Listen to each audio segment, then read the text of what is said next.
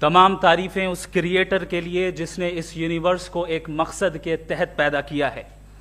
Respected जनाब जावेद अख्तर साहब, mister Saurabh Dwivedi और respected audience, thank you all for being here today. आज की डिबेट में चूंकि हम बात करने वाले हैं डज गॉड एग्जिस्ट के टॉपिक पर, तो ये एक ऐसा टॉपिक है जिसके मुताल्लिक कोई भी डिसीजन लेने के लिए अलग अलग स्टैंडर्ड्स हो सकते हैं। लिहाजा डिबेट के शुरू में ये ज़रूरी है कि हम ये जान लें कि आज के इस टॉपिक में कौन सा स्टैंडर्ड सही होगा और कौन सा गलत होगा। सबसे पहला स्टैंडर्ड जिसे मैं समझता हूं कि हमारे रिस्पेक्टेड जनाब जावेद अख्तर साहब बड़ी तेजी के साथ उसकी तरफ लपकेंगे, वो है साइंस। जबकि साइंस दर हकीकत खुदा के एग्जिस्टेंस को डायरेक्टली साबित करने या उसके एग्जिस्टेंस को डिनाई करने के लिए स्टैंडर्ड नहीं बन सकती। और उसकी वजह क्या है, ये मैं नहीं कह रहा, ये वो लोग कह रहे हैं जो साइंस के एक्सपर्ट्स हैं। नेशनल एकेडमी ऑफ साइंस कहती है science doesn't have the processes to prove और disprove the existence of God. Why? क्योंकि साइंस का ताल्लुक एम्पेरिकल एविडेंस से है और एम्पेरिकल एविडेंसेस का ताल्लुक हमारे नेचुरल और फिजिकल वर्ल्ड से है, जबकि गॉड नॉन फिजिकल और सुपर नेचुरल रियलिटी है। लिहाजा नॉन फिजिकल रियलिटी को आप उस टूल के साथ नहीं चेक कर सकते जिसका काम फिजिकल रियलिटी को तलाश करना है।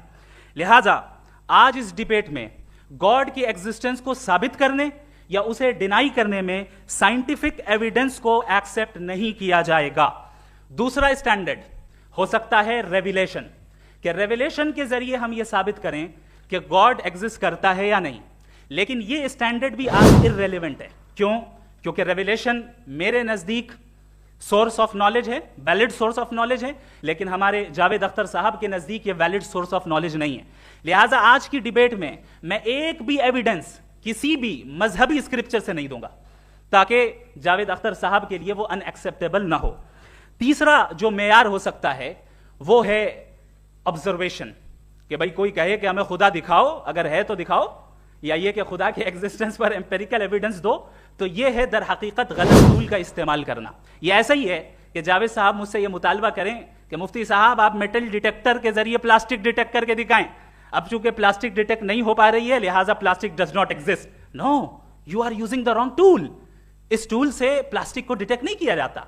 लिहाजा मैं समझता हूं कि गॉड के एग्जिस्टेंस पर एम्पेरिकल एविडेंस का मुतालबा करना एक बचकाना मुतालबा है और हमारे रिस्पेक्टेड जनाब जावेद अख्तर साहब इस स्टेज से अब बहुत आगे निकल चुके हैं। अब बचता है एक ही स्टैंडर्ड, और वो स्टैंडर्ड है अक्ल, लॉजिक, रीजनिंग। और यही वो स्टैंडर्ड है जिसके तहत गॉड की एग्जिस्टेंस को साबित किया जाएगा या गॉड की एग्जिस्टेंस को डिनाई किया जाएगा। लेकिन चूंकि ये बहुत इंपॉर्टेंट और सेंसिटिव टॉपिक है, इसलिए लॉजिकल आर्ग्यूमेंट भी ऐसा होना चाहिए जो डेफिनेटिव हो, इनडेफिनेटिव ना हो, जो 2 और 2 4 की तरह बिल्कुल वाजे हो, जिसे लॉजिकली रिजेक्ट करना पॉसिबल नहीं हो। फॉर एग्जाम्पल हम कहें हमारे रिस्पेक्टेड मिस्टर सौरभ साहब, ये एक इंसान है और तमाम इंसान कॉन्शियस बीइंग है। लिहाजा नतीजा क्या निकला, हमारे सौरभ साहब भी कॉन्शियस बीइंग है। क्या ये इनडेफिनेट आर्ग्यूमेंट है या डेफिनेट आर्ग्यूमेंट है? ये डेफिनेट आर्ग्यूमेंट है। ये 2 और 2 की तरह वाजे है, इसमें किसी तरह जो है लॉजिकली इसको रिजेक्ट नहीं किया जा सकता। तो अगर आज हमारे जावेद अख्तर साहब ऐसी कोई अकली दलील और लॉजिकल एविडेंस दें खुदा के ना होने पर जो डेफिनेट भी हो, तो मैं ये ऐलान करता हूं कि यकीनन मैं उस एविडेंस को कबूल करूंगा और उस पर गौर करूंगा। लेकिन साथ में यह भी ऐलान कर देता हूं प्रेडिक्शन के तौर पर कि ऐसा कोई डेफिनेट आर्ग्यूमेंट कोई नहीं पेश कर सकता। दलील हम देंगे और डेफिनेटिव दलील देंगे, लॉजिकल दलील देंगे, ऐसी दलील देंगे जो एंटायर एथिस्टिक वर्ल्ड उसे रेफ्यूट नहीं कर सकती। चलें अब हम एक एग्जाम्पल सोचते हैं, एक सिनेरियो, सिंपल सिनेरियो, तमाम ऑडियंस से गुजारिश है, हम और आप एक आइसोलेटेड आइलैंड पर हैं, ऐसा आइलैंड जहां पे हमसे पहले कोई कभी नहीं गया। चलते चलते आपके सामने अचानक आपने देखा एक पिंक कलर की बॉल पड़ी हुई है। सबसे पहला सवाल आपके जहन में क्या आएगा कि ये बॉल यहां क्यों आई, कैसे आई, ये पिंक कलर की ही क्यों है, कोई और कलर भी हो सकता था, ये इसी शेप में क्यों है, कोई और शेप भी हो सकता था। नेचुरली आप इस तरफ पहुंचेंगे कि कोई ना कोई है जिसने इन स्पेसिफिक प्रॉपर्टीज के साथ इस बॉल को बनाया है और यहां पे रखा है। चूंकि आप जानते हैं कि ये जो बॉल है इसका एग्जिस्ट करना जरूरी नहीं है, ये एग्जिस्ट कर भी सकती थी, नहीं भी कर सकती थी, और एग्जिस्ट करना ही था तो किसी और फॉर्म में करती, किसी और कलर में करती। अब आप इस बॉल को एक्सपैंड करते चले जाएं, एक्सपैंड करते चले जाएं, एक्सपैंड करते चले जाएं, यहां तक कि ये बॉल यूनिवर्स के साइज की हो जाए। बताइए कि क्या साइज के बढ़ जाने से सवाल बदल जाएगा? हरगिज नहीं बदलेगा। अभी भी सवाल रहेगा, ये यूनिवर्स कहां से आया, इन स्पेसिफिक प्रॉपर्टीज के साथ कहां से आया, क्यों आया, किसने बनाया, ये सवाल उस वक्त भी वैलिड रहेगा। लेकिन ये सवाल अगर हम जनाब जावेद अख्तर साहब से करें तो चूंकि इनका वर्ल्ड व्यू एथिस्टिक है, और सिर्फ इनका नहीं, मतलब जितने भी एथिस्ट हैं और एथिस्टिक वर्ल्ड व्यू को रखने वाले से अगर आप ये सवाल करें कि ये यूनिवर्स कहां से आया, तो इनका जवाब या तो आर्ग्यूमेंट फ्रॉम इग्नोरेंस होगा या डॉगमेटिक होगा। या तो ये कहेंगे कि मुझे नहीं पता कि ये कहां से आया, लिहाजा गॉड डज नॉट एग्जिस्ट, ये आर्ग्यूमेंट फ्रॉम इग्नोरेंस है।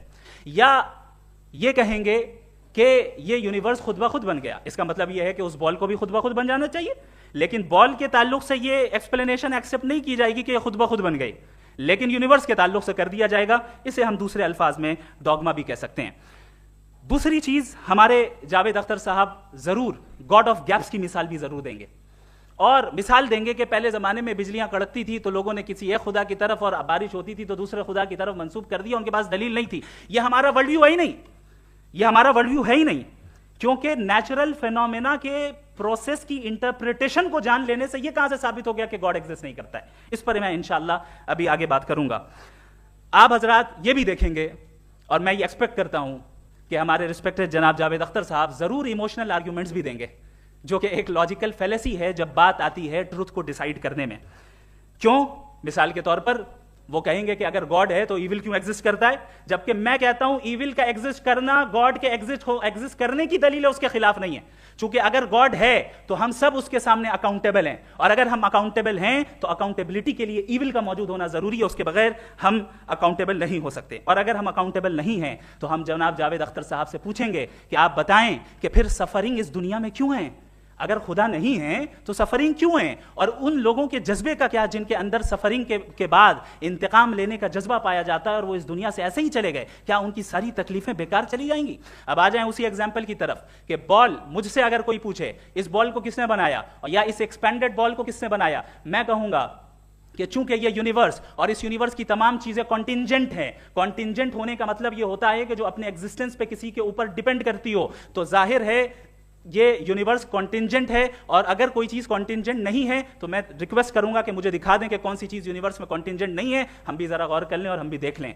और जब कॉन्टिंजेंट चीजें मौजूद हैं तो फिलोसोफर्स की इस्तिलाह के मुताबिक, हम उस टर्मिनोलॉजी के मुताबिक हम उस जगह तक पहुंचते हैं और उस हस्ती तक पहुंचते हैं जिसे नेसेसरी बीइंग कहा जाता है, कि ये वो नेसेसरी बीइंग है जिसका मौजूद ना होना नामुमकिन हो। क्योंकि अगर ये मौजूद ना हो तो सारी चीजें एग्जिस्टेंस में आएंगी ही नहीं, और ये सारी कॉन्टिंजेंट चीजें उसी के ऊपर डिपेंड करती हैं। अब अगर आप ये सवाल करते हैं कि फिर उस हस्ती को किसने बनाया, फिर उसका कॉज क्या है, फिर उसका कॉज क्या है, फिर उसका कॉज क्या है, और एंडलेसली चले जाएं, इसे हम कहते हैं इन्फिनिट रिग्रेस ऑफ कॉजेज, जो कि लॉजिकल फेलेसी है। कॉन्सेप्चुअली इन्फिनिटी पॉसिबल है। मिसाल के तौर पे न्यूमेरिकल्स 1 2 3 गिनते चले जाएं, इन्फिनिट नंबर्स हैं। मैं कॉन्सेप्चुअली बात नहीं कर रहा, प्रैक्टिकली रियलिटी में साबित करके दिखाएं कि infinite regress of causes possible है या नहीं। अगर पॉसिबल है तो हम मान लेंगे, मिसाल दे दें, और पॉसिबल नहीं है तो एक ही ऑप्शन बचता है जिसे हम कहते हैं नेसेसरी बीइंग। ऐसी नेसेसरी बीइंग जो इंडिपेंडेंट है, क्योंकि अगर वो डिपेंडेंट हुई तो वो नेसेसरी नहीं रहेगी। ऐसी इंडिपेंडेंट बीइंग जो इटर्नल है, अगर वो इटर्नल नहीं होगी, उसकी बिगिनिंग होगी तो वो खुद कॉन्टिंजेंट है।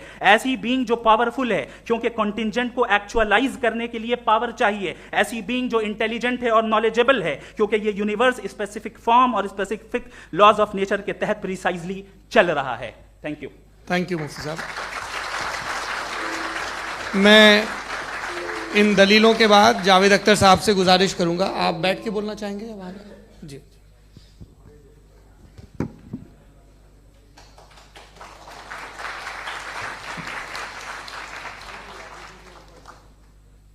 पहले तो मैं मुफ्ती साहब को एक अच्छी खबर देना चाहूँगा कि मेरी नॉलेज साइंस के बारे में बड़ी मामूली है, तो आप फिक्र ना करें उसकी, लेकिन कुछ कॉमन सेंस है मुझ में।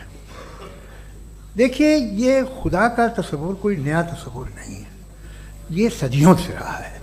ये कुछ रिलीजन 3000 साल पुराने होंगे, 4000 साल पुराने होंगे, लेकिन इंसान कोई 10,000 12,000 साल से एग्जिस्ट करता है होमो सेपियन की शक्ल में, और हमेशा कुछ ना कुछ मज़हब रहे।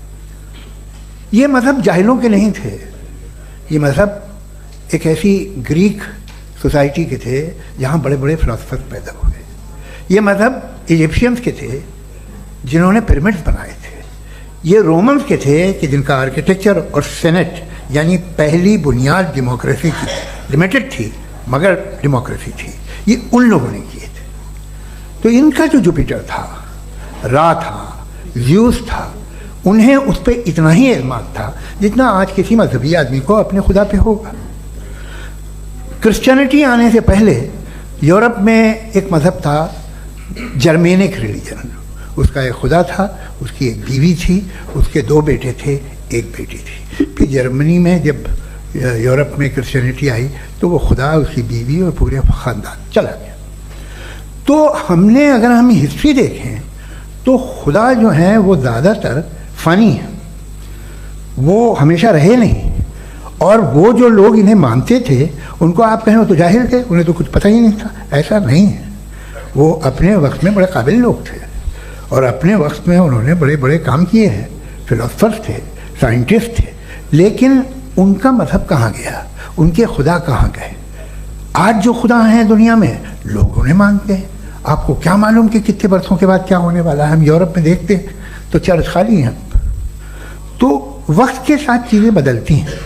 जहाँ तक इसका ताल्लुक़ है मज़हबों का, हर मज़हब आपसे एक चीज़ मांगता है, फेथ। ये फेथ क्या चीज़ होती है? What is the difference between faith and belief? ये तो बहुत ही अहमखाना बात होगी कि कोई आदमी कहे साहब अगर खुदा है तो मुझे दिखाइए। ये तो जाहिलाना बात हुई। मैंने तो नॉर्थ पोल नहीं देखा है, मगर मैं मानता हूँ कि नॉर्थ पोल है। मैं क्यों मानता हूँ? इसलिए कि अगर ये दुनिया राउंड है तो उसका कोई टॉप होगा। कुछ लोग हैं जो वहाँ गए भी हैं, कॉमन सेंस कहता है कि ऐसा होगा, सबूत है, गवाह है, रीज़न है। तो ये मेरा फेथ नहीं है। तो फेथ में और बिलीफ में डिफरेंस क्या है? जो मज़हब मांगता है, हर मज़हब फेथ मांगता है। फेथ का मतलब ये है कि ना कोई गवाह हो, ना कोई सबूत हो, ना कोई रैशनल हो, ना कोई लॉजिक हो, ना कोई प्रूफ हो, मगर तुम एक बात को मानो। ये है फेथ। वरना बिलीफ होता। अगर इसमें कुछ भी सबूत होते, गवाह होते, तो फिर इसे आप बिलीफ कहते। जैसे मेरा बिलीफ है कि नॉर्थ पोल है, मेरा फेथ थोड़ी है। फेथ इन तमाम शर्तों को रद्द करता है। तो फिर स्टुपिडिटी क्या है? अगर मैं एक बात ऐसी मानूं जिसकी ना कोई लॉजिक है, ना कोई रैशनल है, ना कोई प्रूफ है, ना कोई गवाह है, ना कोई सबूत है, और मैं उसे मानूं, तो ये स्टुपिडिटी हुई। इसे ही भाई कल को मैं यकीन कर लूँ कि एलोन मस्क जो है मेरा भाई है, तो मुझे इंतहाई खुशी होगी, सुकून भी बहुत मिलेगा मुझे। लेकिन और कहे भाई क्यों मानते हो, क्या सबूत है भाई, वो तो अमेरिकन है और तुम तो इंडियन हो, वो तो नस्ल अलग है, तुम्हें कभी मिले भी नहीं। साहब देखिए मेरा फेथ है, इस पर बात न किया। फेथ का मतलब ही यह है कि आप प्रूव नहीं कर सकते। अगर आप प्रूव कर सकते हो तो फेथ की ज़रूरत ही नहीं, फिर तो आप बात करेंगे, आप कितनी बहस कर लीजिए। अल्टीमेटली दुनिया का हर मजहब फेथ पे टिका है, और फेथ का मतलब है एक ऐसा यकीन जिसका कोई सबूत, कोई गवाह, कोई रैशनल नहीं। अब आप ये कहें, क्या आप ये क्यों कह रहे हैं कि साहब ये कायनात किसने बनाई? कमाल ये है कि आपने बताया कि एक आइलैंड पे गए और एक बॉल देखी। आपने ये नहीं कहा कि आइलैंड किसने बनाया, आपको सिर्फ बॉल पे हैरत हुई। हमने आइलैंड पे हमने हैरत नहीं की, होते हैं आइलैंड। इसी तरह ये आइलैंड है, सितारे, ये गैलेक्सीज, ये सब आइलैंड हैं, खला में। हम उन्हें टेकन फॉर ग्रांटेड लेते हैं, हम पूछते नहीं कैसे बनाए। आपने जजीरे के बारे में भी नहीं पूछा है। मेरी पैदाइश कैसे हुई? क्या मैं प्लान्ड पैदा हुआ था? I was plan to be born, या एक लकी स्पर्म था जो किसी एग से चिपक गया? मेरी पैदाइश रैंडम। और इंसाफ जिसे आप कहते हैं, इंसाफ का तो नेचर से कोई वास्ता ही नहीं है। जो आप कहते हैं कि एक दिन इंसाफ मिलेगा, इंसाफ is a human concept, nature में कोई इंसाफ नहीं। अगर शेर हिरन को खा जाता है तो उसे कोई सजा नहीं मिलती। अगर एक आंधी आती है और हरे भरे पेड़ों को उखाड़ के फेंक देती है तो आंधियों की जेल नहीं होती है। नेचर में इंसाफ नहीं, इसलिए मुझे नेचर को इंसाफ की जरूरत भी नहीं। नेचर तमाम में एक है।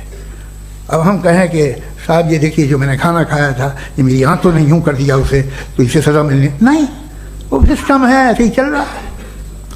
नेचर बगैर इंसाफ के है। इंसाफ इज अ ह्यूमन कॉन्सेप्ट। तो जो आपसे कहता है कि मैं तुम्हें इंसाफ दूंगा वो इंसानी जहन की पैदावार है।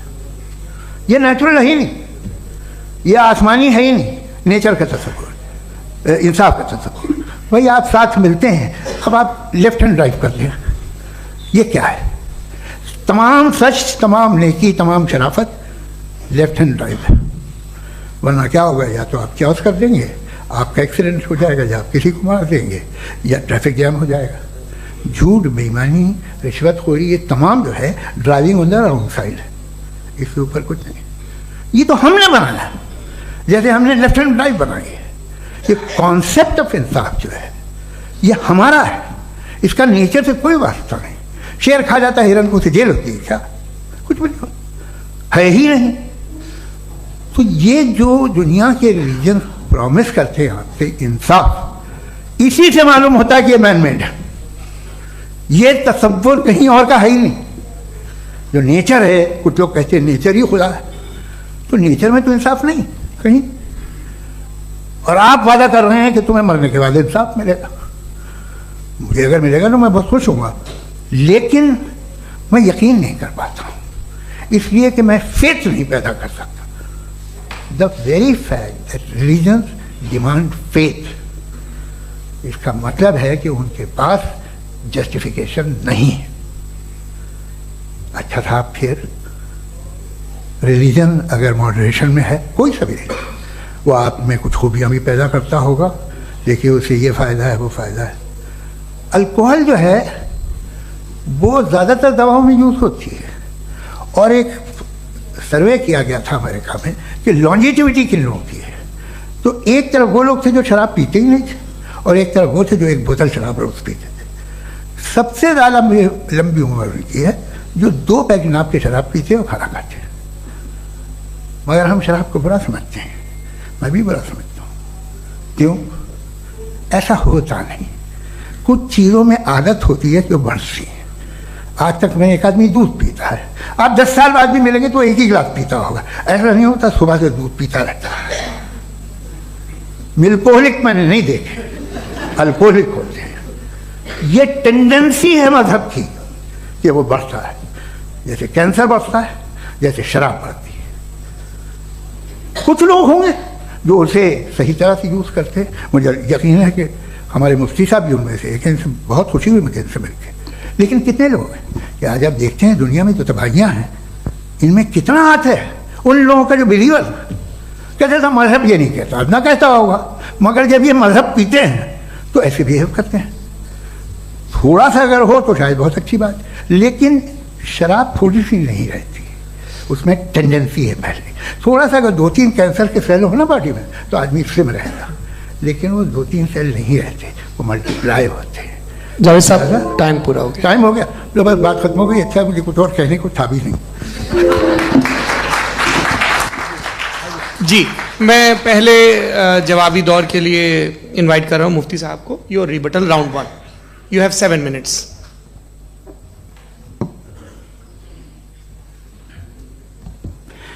Thank you very much Javed साहब। आपकी बात को सुनकर बड़े महजूज हुए हम लोग। महजूज, do you understand? We enjoyed. Okay, अब थोड़ा सा लॉजिकली उसको हम लोग देखते हैं। दरअसल हम लोगों ने कल गुजारिश की थी मुफ्ती साहब से भी, जावेद साहब से भी, कि हिंदुस्तानी ज़बान आम फहम सबको समझ में आ जाए, और जहां कहीं आप मुश्किल शब्द इस्तेमाल करें वहां बताते भी चलें। Thank you. तो सबसे पहले हमारे रिस्पेक्टेड जावेद साहब ने हवाला दिया कि खुदा फानी है। कितने मजहब आगे चले गए, किसी ने जुपिटर को खुदा माना, किसी ने किसी को माना। मैं कहता हूं जिसने कॉन्टिंजेंट चीज को खुदा माना, गलत माना, वो खुदा ही नहीं, वो खुदा ही नहीं है। हम तो नेसेसरी बीइंग को साबित करने बैठे हैं, वो नेसेसरी कॉज जो इटरनल है, जो अबदी भी है और अजली भी है। हम किसी और को साबित करने नहीं बैठे। दूसरी चीज उन्होंने कहा कि फेथ एंड बिलीफ, ये एक ऐसी डेफिनेशन है फेथ की जो इन्होंने पहली मर्तबा पेश की है, या माफ कीजिएगा इन्होंने पहली मर्तबा पेश नहीं की है, रिचर्ड डॉकिंस ने पहली मर्तबा पेश की है। मुझे मालूम है ये सोर्स कहां से है। एपिस्टेमोलॉजिकली फेथ और बिलीफ का फर्क आप इस तरह नहीं कर सकते सर। फेथ सही भी होता है, गलत भी होता है, बिलीफ सही भी होता है, गलत भी होता है। जो लॉजिक, रीजन और एविडेंस से बैक्ड होगा वो फेथ सही होगा। और आप जिस फेथ की बात कर रहे हैं कि इलॉजिकल है और उसके पीछे नहीं है, तो we are on the same page. हम नहीं मानते उस फेथ को। जो फेथ ऐसा हो जिसके पीछे कोई लॉजिक ना हो, एविडेंस ना हो, हम नहीं मानते। हम तो उस फेथ के कायल हैं जिसके पीछे लॉजिक हो और एविडेंस हो। तो बिलीफ सही भी होता है, गलत भी होता है, फेथ भी सही होता है और गलत भी होता है। तो आज फेथ और बिलीफ के डिफरेंस पे बात नहीं हो रही है। आज आप चाहे फेथ एक्सेप्ट कर लें या बिलीफ एक्सेप्ट कर लें, आज ये बात होगी कि ट्रूथ क्या है, चाहे ट्रू बिलीफ सही है या ट्रू फेथ सही है, और फॉल्स फेथ क्या है और फॉल्स बिलीफ क्या है, बात इस पे हो रही। दूसरी चीज इन्होंने पूछा, स्टुपिडिटी फिर क्या है? अगर फेथ रिलीजन स्टुपिडिटी नहीं है तो और क्या है? चूंकि फेथ का मुतालबा करते हैं तो स्टुपिडिटी क्या है? मैं कहता हूं स्टुपिडिटी एथिज्म है। उसकी वजह यह है कि आप एक सड़क पे जा रहे हो और आप किसी गार्डन में जाएं और देखें वहां लिखा है फूलों के साथ I love Javed Akhtar, and I really do, I love you sir. So जब आप वहां पर पहुंचे तो वहां पहुंचकर अब ये बताएं, क्या आप ये कहेंगे wow what a natural selection? ये क्या नेचुरल सिलेक्शन है? नहीं, ये प्रिसाइजली डिजाइंड है, इसके पीछे डिजाइनर है। लिहाजा अगर कोई एक ऐसी कॉमन सेंस की बात को कबूल नहीं कर रहा है कि यूनिवर्स जो इतने प्रिसाइजली काम कर रहा है, हम कहते हैं कि खुद ब खुद बन गई, मैं समझता हूं इससे बड़ी स्टुपिडिटी और कुछ नहीं है। ये रैशनल चीज है। फिर हमारे सर ने कहा कि आपने बॉल पे फोकस किया, आइलैंड पे फोकस नहीं किया। अरे आइलैंड को किसने बनाया यही समझाने के लिए तो बॉल की मिसाल दे रहा हूं। और बॉल भी कॉन्टिंजेंट है, आइलैंड भी कॉन्टिंजेंट है, दोनों नेसेसरी बीइंग का मुतालबा करते हैं। आगे इन्होंने कहा कि नेचर में कोई इंसाफ नहीं है। हम डिसाइड करते हैं कि मोरालिटी क्या होती है, इंसाफ क्या होता है। हम डिसाइड करते हैं, जैसे ड्राइविंग सीट में ट्रैफिक वाला, ये तो किसी खुदा ने नहीं कहा, ये है, इसे कहते हैं फॉल्स इक्विवेलेंस। ये एक लॉजिकल फेलेसी है। आपने जो है मिसाल दी ड्राइविंग की और ट्रैफिक की, ये सब्जेक्टिव मोरालिटी है। आप सब्जेक्टिव मोरालिटी को मिसाल बनाकर ऑब्जेक्टिव मोरालिटी के ऊपर नहीं थोप सकते। इंसाफ ये ऑब्जेक्टिव मोरालिटी है। अगर आप ये कहते हैं कि नेचर में इंसाफ नहीं है तो इंसाफ का न होना ये नेचुरल हुआ, तो फिर नेचर को नेचर रहने दे, क्यों हम इतना स्ट्राइव कर रहे हैं दुनिया में इंसाफ लाने के लिए? ये तो इलॉजिकल बात है, इरैशनल बात है। इसलिए बहुत सी चीजें ऐसी हैं जो ऑब्जेक्टिवली जो है इविल या गुड हैं, और बहुत सी चीजें ऐसी हैं जो सब्जेक्टिवली हैं। सब्जेक्टिवली जो मोरल होता है या इमोरल होता है उसको हम सोशल कंसेंसस से या पर्सनल प्रेफरेंस से डिसाइड करते हैं। लेकिन जो ऑब्जेक्टिव मोरालिटी है, जिसमें इंसाफ आया, जो इन्होंने बार बार रिपीट किया, ये ऑब्जेक्टिव है, सब्जेक्टिव नहीं है। अगर आप कहते हैं ये सब्जेक्टिव है, तो मेरा सवाल आपसे ये है, क्या सोशल कंसेंसस के जरिए अगर जुल्म को सही करार दे दिया जाएगा तो आप जुल्म को जस्टिफाई करेंगे? दूसरी चीज इन्होंने ये कहा कि 2 पैक शराब पी लें तो वो उतने पे नहीं रहता, बढ़ जाता है। यही मामला मजहब के साथ है। 2 पैक आप पी लें बढ़ेगा। तो ये एक ऐसी मिसाल है, इसको कहीं भी फिट कर लें कि आप एथिज्म पे जब फिट करें, जब आप 2 पैक एथिज्म करेंगे ना, तो वो बढ़ बढ़ के नॉर्थ कोरिया बनेगा। Thank you.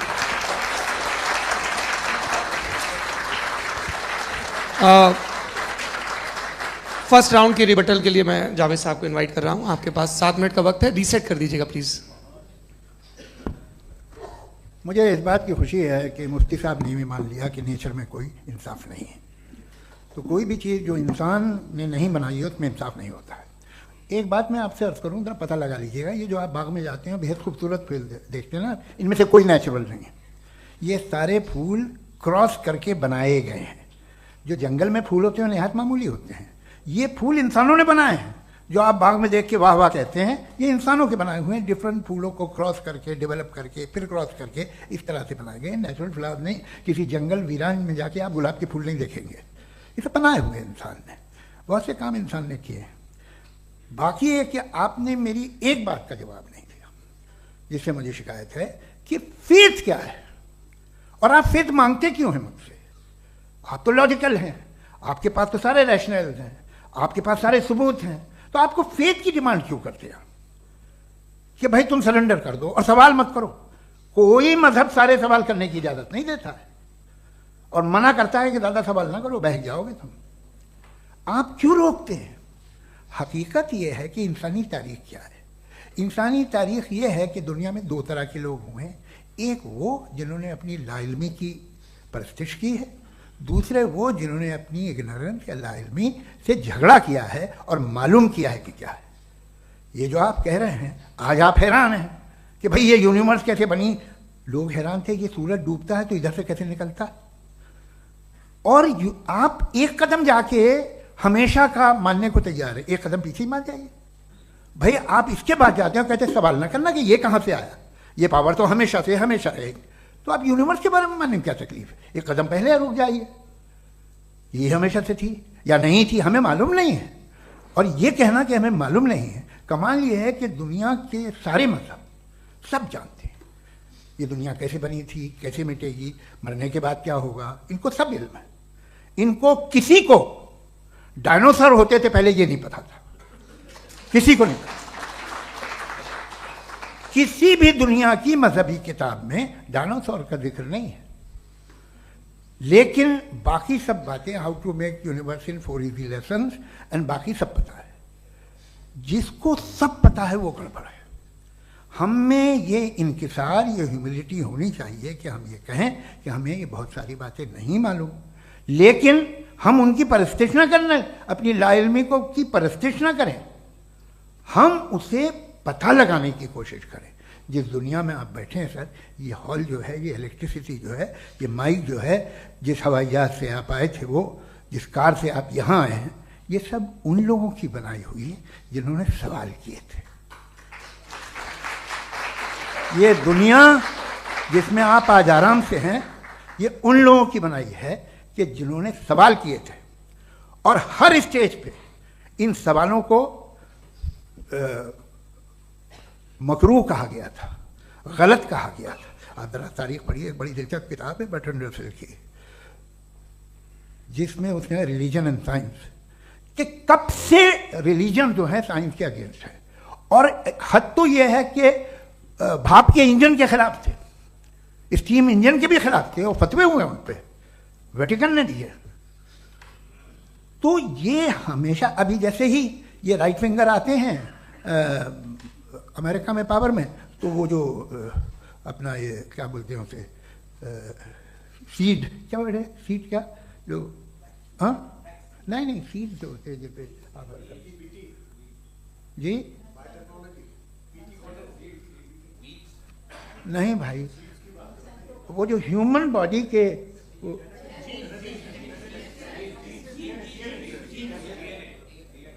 उस पर रिसर्च बंद हो जाती है, रिपब्लिकन नहीं करने देते।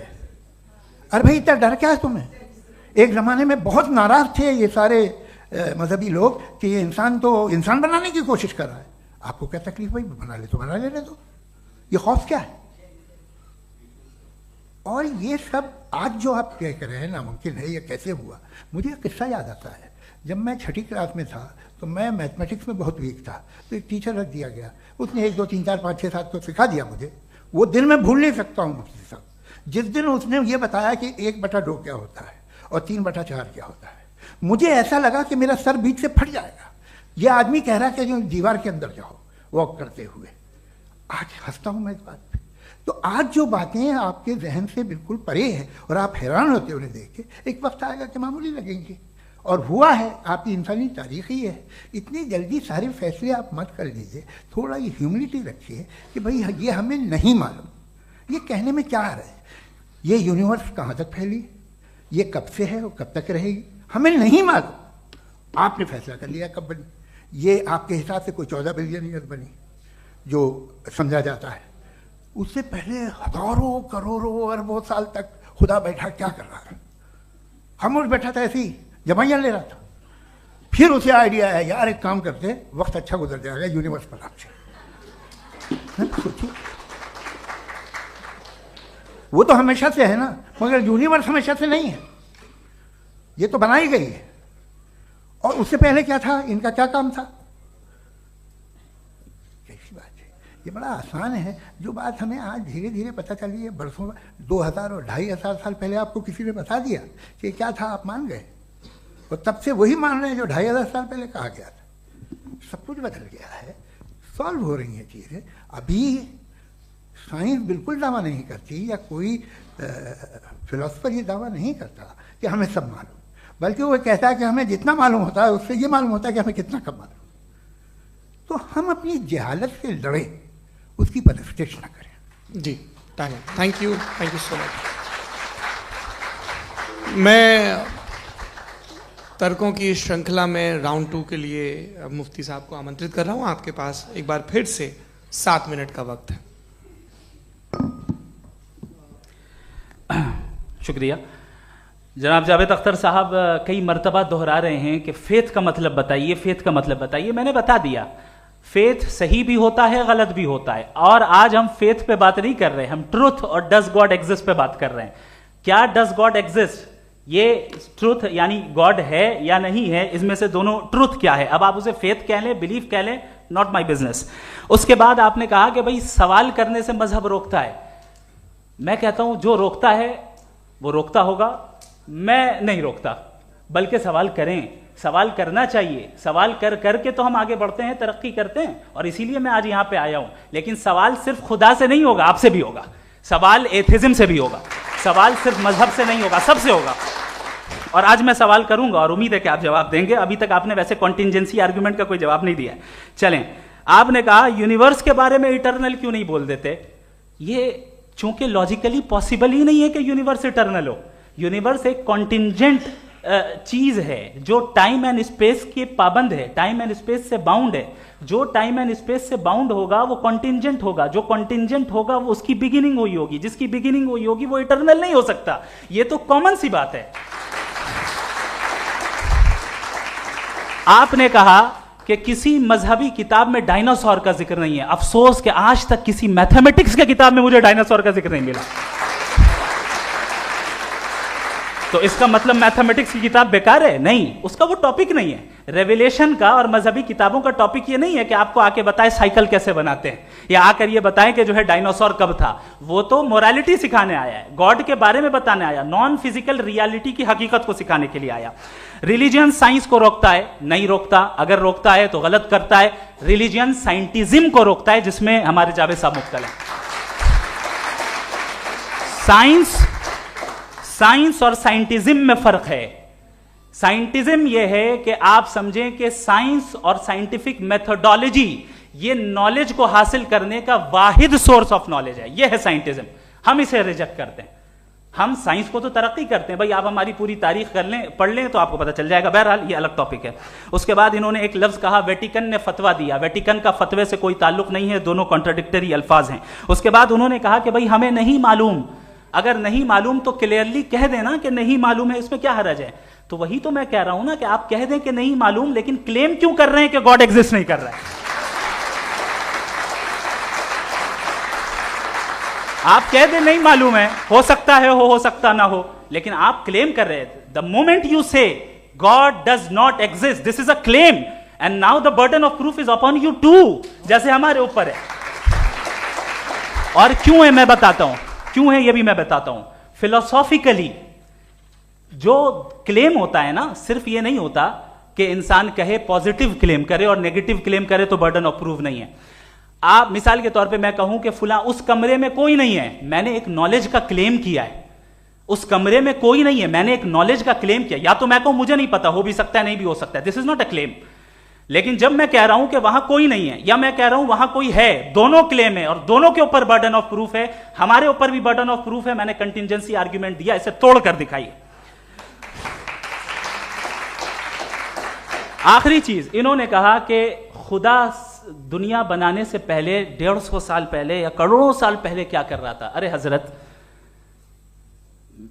चलें बहरहाल मैं जवाब दे देता हूं। आप हमारे रिस्पेक्टेड पर्सनालिटी हैं, अगर आप नहीं होते तो मैं इसे एंटरटेन ही नहीं करता। टाइम, ये 100 साल पहले या 100 साल बाद, पहले बाद में अभी, ये वो अल्फाज हैं जिनका ताल्लुक टाइम से है।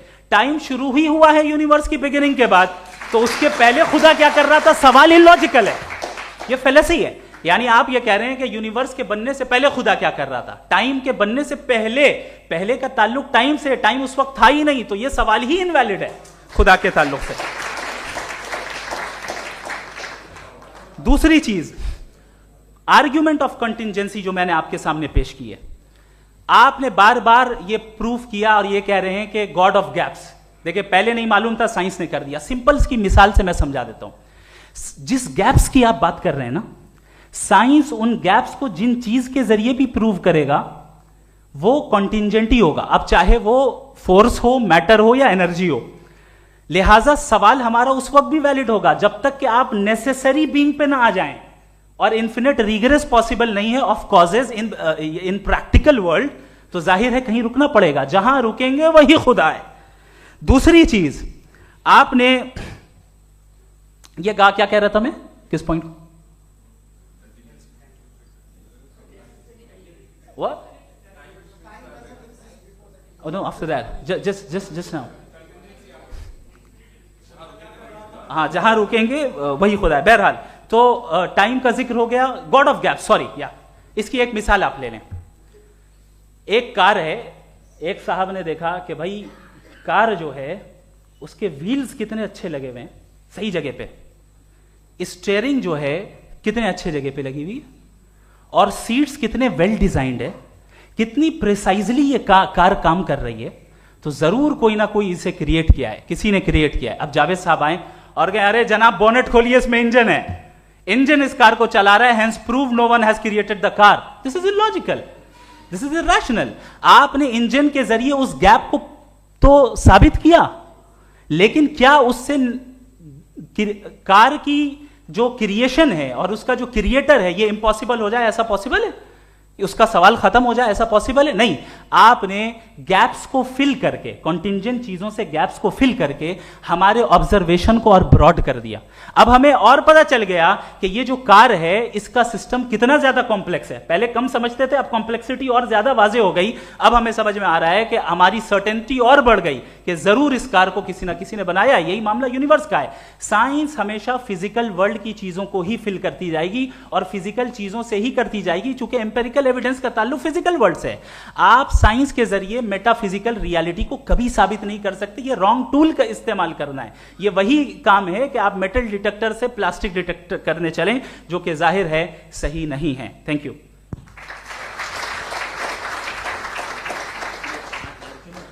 जी, ये आर्ग्यूमेंट का राउंड 2 है। हाँ। 7 मिनट है।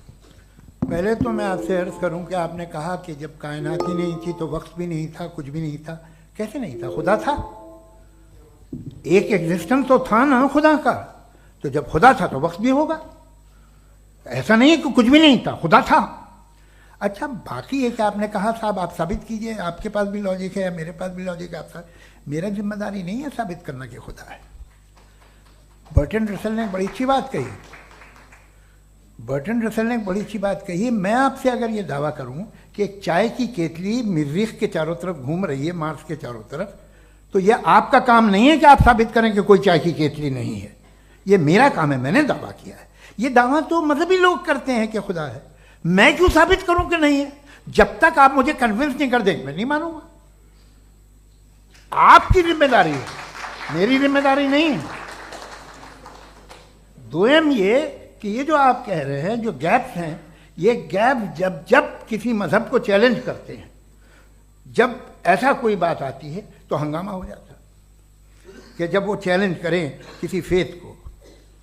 ये तमाम साइंस जो है इसे मुख्तलिफ जगहों पे मुख्तलिफ वक्तों में मजहब ने रोकने की कोशिश की है। ये किताब है religion and science, Burton Russell की, पढ़िएगा, अच्छी लगेगी आपको। तारीख ही है साइंस, मजहब की साइंस से उसका यही रिश्ता है। अच्छा, अब ये हम सोचें कि बहरहाल ये वजूद जो है मजहब और ये बिलीव इन गॉड इंसान को बेहतर बना देता है। तो एक काम कीजिए, हिंदुस्तान वर्ल्ड का नक्शा लीजिए और मार्क कीजिए कि रिलीजन कहाँ कहाँ ज़्यादा है, कहाँ कहाँ, चाहे वो लैटिन अमेरिका हो या मिडल ईस्ट हो या फार ईस्ट हो या हिंदुस्तान के वो इलाके जहाँ मजहबियत ज़्यादा है। रख दीजिए नक्शा अलग। अब दूसरा नक्शा कि कहाँ कहाँ नाइंसाफ़ी, रिप्रेशन, औरतों के हुकूक की पामाली, जुल्म, डिक्टेटरशिप कहाँ है, नक्शा एक ही होगा। तो आप मुझे बताएं कि जो इसका तरकीब इस्तेमाल क्या है? खुदा का तरकीब इस्तेमाल तो बताइए। आप छोटी सी दवा सड़क पे बेचते हैं, उसकी भी तरकीब इस्तेमाल बताते हैं। इसके इस्तेमाल से तो फायदे नहीं हुआ किसी को।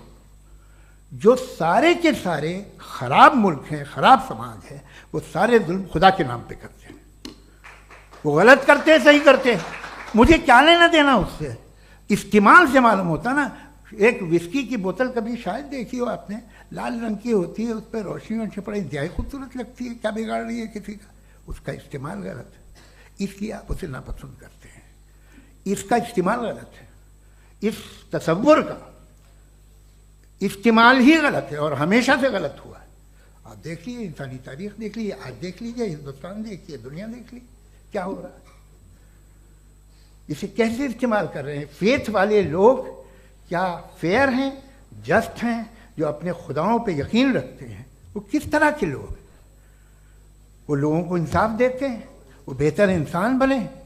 तो इस दवा का फ़ायदा क्या है? चलो बहुत फ़ायदा हो रहा तो मैं इस्तेमाल कर लूँगा, मुझे तो इस दवा का कोई फ़ायदा दिखता ही नहीं। मुझे तो ऐसा लगता, मैं एक और बात बताऊँ, अगर कोई आदमी मजहबी है और अच्छा आदमी है तो मैं उसकी बहुत इज्जत करता हूँ, इसलिए कि मेरा ख्याल है मजहबी आदमी का अच्छा होना मुझसे अच्छा होने से ज़्यादा मुश्किल है। भाई हर चीज़ की एक लिमिट है। आप इतना भाग सकते हैं, इतना नहीं भाग सकते, इतना वजन उठा सकते, इतना नहीं उठा सकते, इतना दूर देख सकते हैं, इतना दूर नहीं देख सकते। उसी तरह कॉमन सेंस कहता है कि आप में नेकी का भी एक कोटा होगा। अब आप अगर सुबह जाते हैं अपनी इबादत गाह और इबादत करते हैं, तो बाहर निकलते हैं तो आप तो यही महसूस करते हैं कि आपने एक बहुत अच्छा काम किया, आपकी नेकी का एक बहुत बड़ा कोटा खर्च हो गया जिससे किसी का कोई फ़ायदा नहीं हो। मैं तो नहीं जाता हूँ तो मुझे तो किसी को खाना खिलाना पड़ेगा, किसी बेवा की मदद करनी पड़ेगी। मैं अपना कोटा कैसे कंज्यूम करूँ? आप अपना कोटा, सारे मजहबी लोग इंतहाई यूजलेस कामों में यूज़ करते हैं। उसके बाद भी अगर आप में बच्ची है थोड़ी सी शराफत, तो भाई वाह क्या बात है।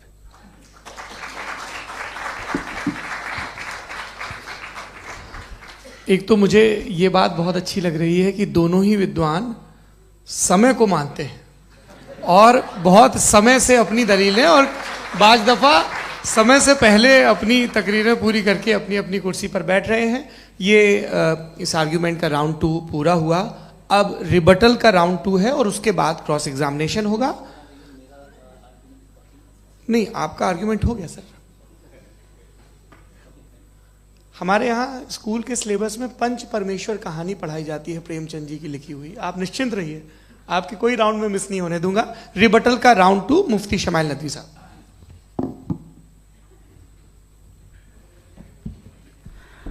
असल में जो हकीकी प्रॉब्लम है, असल प्रॉब्लम है, वो ये है कि जावेद साहब के पास कॉन्सेप्ट ऑफ गॉड क्लियर नहीं है। इन्होंने कहा कि कायनात से पहले खुदा तो था, तब भी तो टाइम होगा। ये टाइम कायनात का हिस्सा है।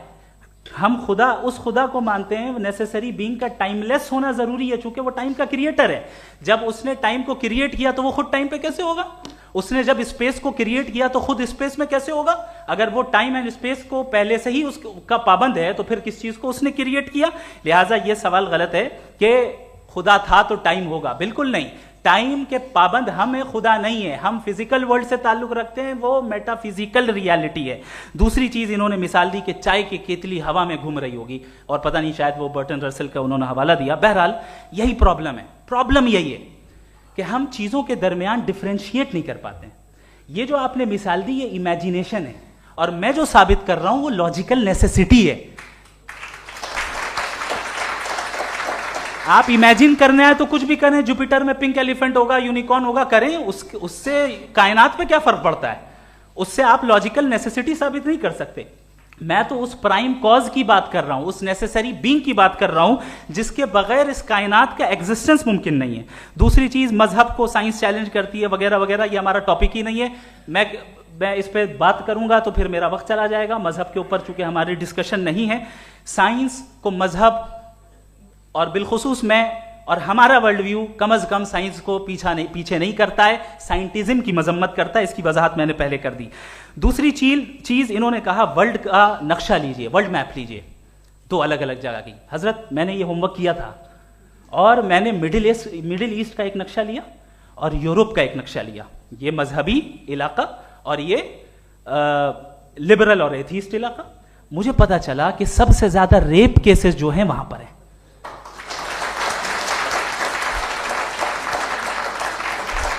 मुझे ये पता चला यूएन की रिपोर्ट के मुताबिक, मैं ये अपने घर से नहीं लेके आ रहा, कि जो वर्किंग वुमेन है यूरोपियन कंट्रीज में, उसमें 81% वुमेन सेक्सुअल हैरेसमेंट का वर्क में शुमार हो रही है। ये मिडिल ईस्ट में नहीं हो रहा है, वो मजहबी लोग हैं इसलिए नहीं हो रहा है। दूसरी चीज आपने ये कहा कि मजहबी आदमी का अच्छा होना हमारे अच्छे होने से बहुत मुश्किल है, बहुत मुश्किल है। तो इसका मतलब यह है कि गॉड के अलावा आपके पास अच्छे और बुरे का कोई स्टैंडर्ड है। मैं चाहूंगा कि कन्वर्सेशनल स्टाइल वाली डिस्कशन और सेगमेंट पे इसी पे बात कर लेते हैं। Thank you very much.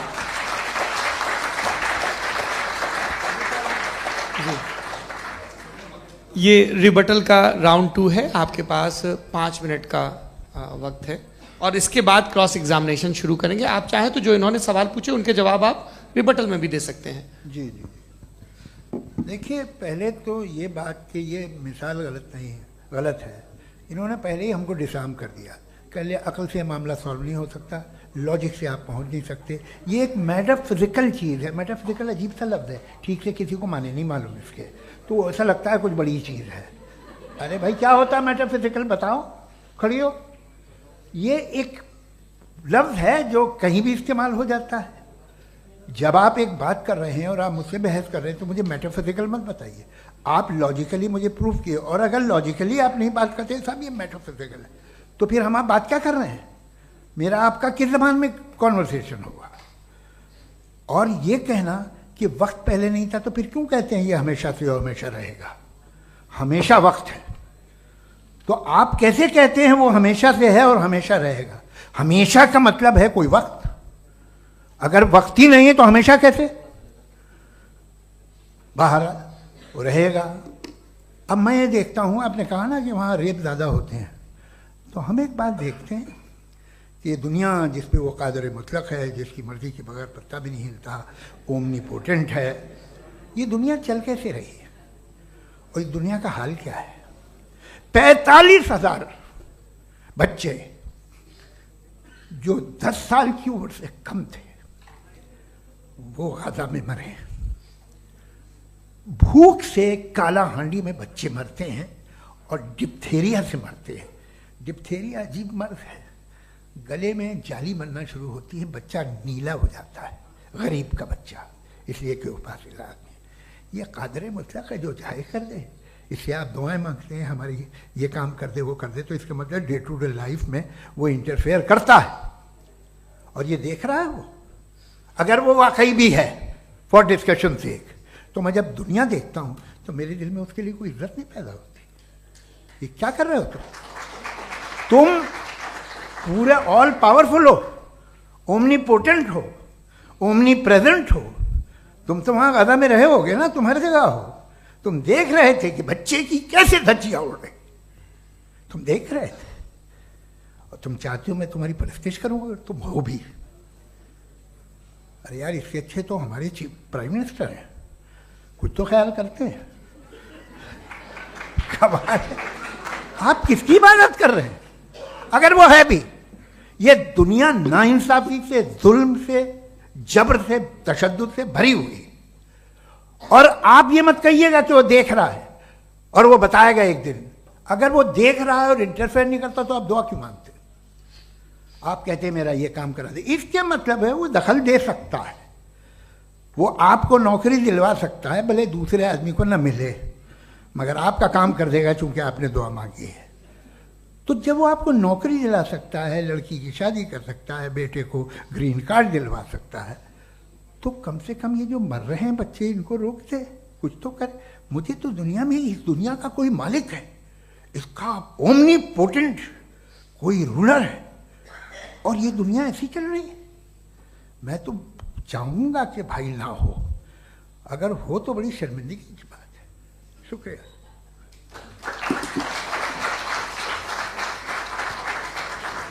देवियों और सज्जनों, इस बहस के 2 राउंड और 2 रिबटल पूरे हो चुके हैं।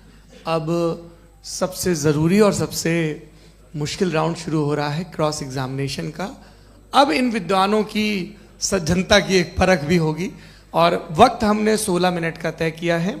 पहला सवाल आप पूछना चाहेंगे? जी बिल्कुल। पहले बोले भी आप। आप माइक ले लीजिएगा हाथ में, ये नीचे से ऑन जी। मैं बोलता हूँ, ये डायस हटा सकते हैं क्या हम थोड़ा क्विकली?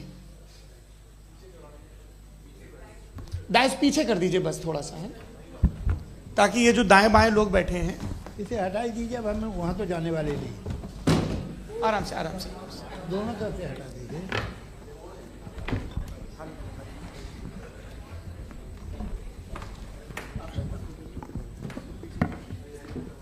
इस बीच आप लोग भी अपने अपने सवाल तैयार कर लें। ये ध्यान रखेंगे कि मैं यहाँ से सवाल लूँगा, आप लोगों को अपना हाथ ऊपर करना है, अपना नाम बताना है और अधिकतम 3 वाक्यों में अपना सवाल पूरा करना है। कई लोग सवाल की जगह भाषण देने लगते हैं, उससे आज बचना है जी। मुफ्ती साहब, पहला सवाल आपका, 16 मिनट हैं, हम दोनों लोगों के सवाल लेंगे जी। जी बहुत शुक्रिया। आपकी जो अभी बात हुई बहुत अहम थी, मैं इसको चाहूँगा कि आगे डिस्कस करूँ, लेकिन चूँकि अभी ये वो सेगमेंट है क्रॉस एग्जामिनेशन, तो सबसे पहला सवाल आपसे ये है कि जो मैं इतनी देर से कॉन्टिंजेंसी आर्ग्यूमेंट आपको बता रहा था, ये अकल से ही बता रहा था हजरत, आप ये बताएं कि आप इन्फिनिट रिग्रेस ऑफ कॉजेस को पॉसिबल मानते हैं या नेसेसरी बीइंग के एग्जिस्टेंस को सही समझते हैं? चूंकि 2 ही ऑप्शन हो सकता है, आप ये बताएं। देखिए, आपको मैं ईमानदारी से बात करूं, एक तो मैं कॉन्टिजेंसी वर्ड ठीक से समझता नहीं, और इस वक्त भी जो आपने अंग्रेजी के अल्फाज इस्तेमाल किए वो ज़रा थोड़े से मुझे डिफ़िकल्ट और कॉम्प्लिकेटेड लगे, तो आप ज़रा सिंपल ज़बान में सवाल कर सकते हैं? बिल्कुल कर सकता हूँ जी। यूनिवर्स की हर चीज कॉन्टिंजेंट होने का मतलब यह है कि वो अपने एग्जिस्टेंस में किसी के ऊपर डिपेंडेंट है। जो भी चीज डिपेंडेंट होगी वो चीज इंडिपेंडेंट नहीं हो सकती, तो उसका कोई ना कोई कॉज होगा।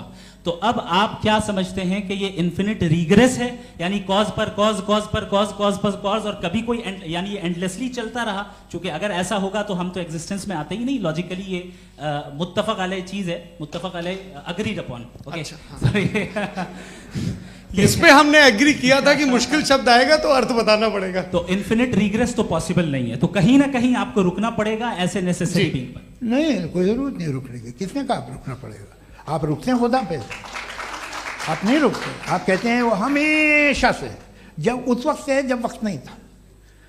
आप कहाँ रुकते हैं कि अब हुआ था वो? आप नहीं कहते। हम क्यों नहीं मान सकते कि यूनिवर्स जो है और बल्कि मल्टीवर्सेस जो है वो हमेशा से हैं, वो बनती है, बिगड़ती है।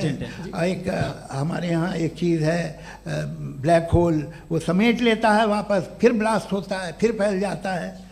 और इसमें हमारी तो खैर कोई औकात ही नहीं है इंसान की। एक छोटे से ज़र्रे पे हम 50-60 साल की उम्र रखते हैं, जो करोड़ों अरबों साल की कायनात है उसमें, और पैदा भी नहायत ही बेहुदा वजह से हुए थे।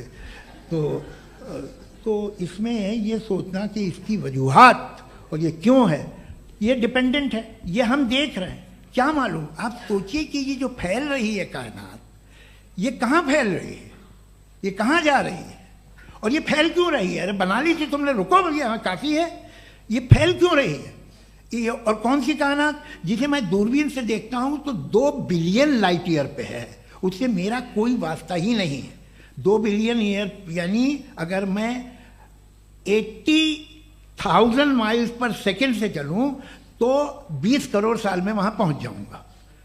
इसकी जरूरत क्या थी? ये दुनिया, ये कायनात तो इंसान अशरफुल मखलूकात के लिए बनाई गई ना। तो ये सब ये टर्म समझ में नहीं आया, इसमें कोई खास समझने वाली बात थी भी नहीं। ये जो अल्टीमेट कहा यह जाता है कि ये जो पूरी यूनिवर्स है, ये जो दुनिया है, ये इंसान के लिए बनाई गई। अच्छा, ये सब इंसान के लिए। क्यों साहब, सही है ना? बिल्कुल, लेकिन इसका ये मतलब नहीं कि किसी चीज के पीछे रीजन आपको नहीं पता तो रीजन नहीं है, इसे कहते हैं नहीं, मुझे नहीं पता, लेकिन मेरी जिम्मेदारी नहीं है। वो बिल्कुल सही कहा था उसने, बर्टन रसल ने। आपने उसे मजाक में टाल दिया कि भाई आप एक दावा कर रहे हैं, मैं क्यों कहूं कि ये गलत है दावा? आप प्रूफ कीजिए, मेरे पे जिम्मेदारी ही नहीं है, मैंने थोड़ी कहा है। आप प्रूफ कीजिए कि ये सही है। आप आर्ग्यूमेंट ऑफ कंटिंजेंसी का जवाब ही नहीं दे रहे हैं। पूछना चाहेंगे? आप सवाल पूछना चाहेंगे मुफ्ती साहब से? क्योंकि ये क्रॉस एग्जामिनेशन का दौर है। आप जैसे पहले बोल रहे थे फेथ को लेके कुछ, मैं ये पूछना चाहूँगा कि खुदा ने जो भी रेवलेशन किए हैं, एक मज़हब के लिए बहुत से मज़हबों में किए हैं, अलग अलग रेवलेशन है। कहीं कुछ एक बातें हैं, कॉन्ट्रडिक्शन भी है आपस में, कहीं कुछ आप कर सकते हैं, कहीं कुछ नहीं कर सकते। ऐसा नहीं है कि सबकी कोड ऑफ मॉरल एक है। तो ये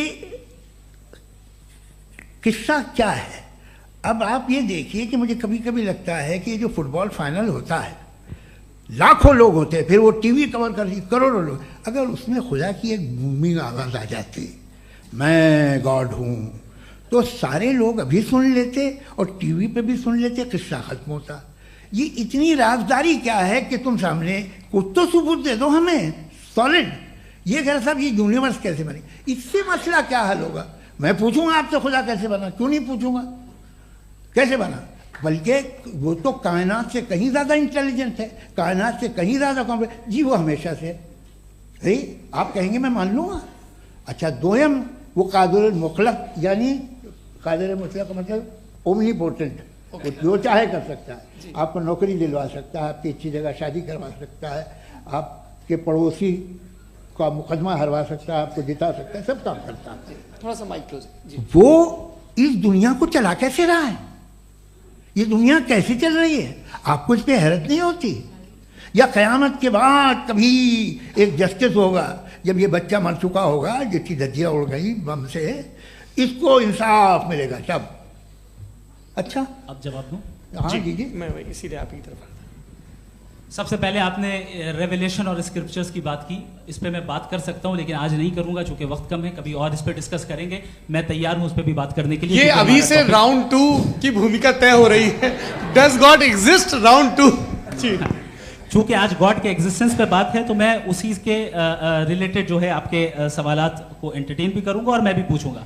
आपने कहा कि आपने साबित ही नहीं किया, जबकि आर्ग्यूमेंट ऑफ कॉन्टिजेंसी बुनियादी आर्ग्यूमेंट है। आप मुझे कॉन्टिजेंसी का मतलब बताइए, आपका मतलब क्या कॉन्टिजेंसी? कॉन्टिजेंसी का मतलब यह हुआ कि हर वो वजूद जो किसी भी चीज का पाबंद है, हर वो वजूद या हर वो चीज जो अपने एग्जिस्टेंस में किसी भी चीज के पाबंद है और उससे बाउंड है, उसको उसकी जरूरत है, उस पर डिपेंड करती है, तो जाहिर सी बात है कि उसका कोई ना कोई कॉज होता है। ये तो अक्ल की बात है। ये आप रीजनिंग की बात करते हैं, मैं वही कर रहा हूं। दूसरी चीज आपने ये बात कही कि इतने बिलियन लाइट ईयर्स दूर है, उसका मेरा क्या लेना देना। फिर मेरे ख्याल से आपको ये नहीं कहना चाहिए I think therefore I am an atheist. आपको सोचना चाहिए, सिर्फ आप एक लिमिटेड दायरे में रहकर नहीं सोचें बल्कि बाहर निकलकर सोचें।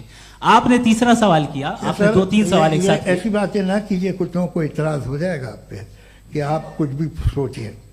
ये इजाजत आपको है नहीं, मुझे है।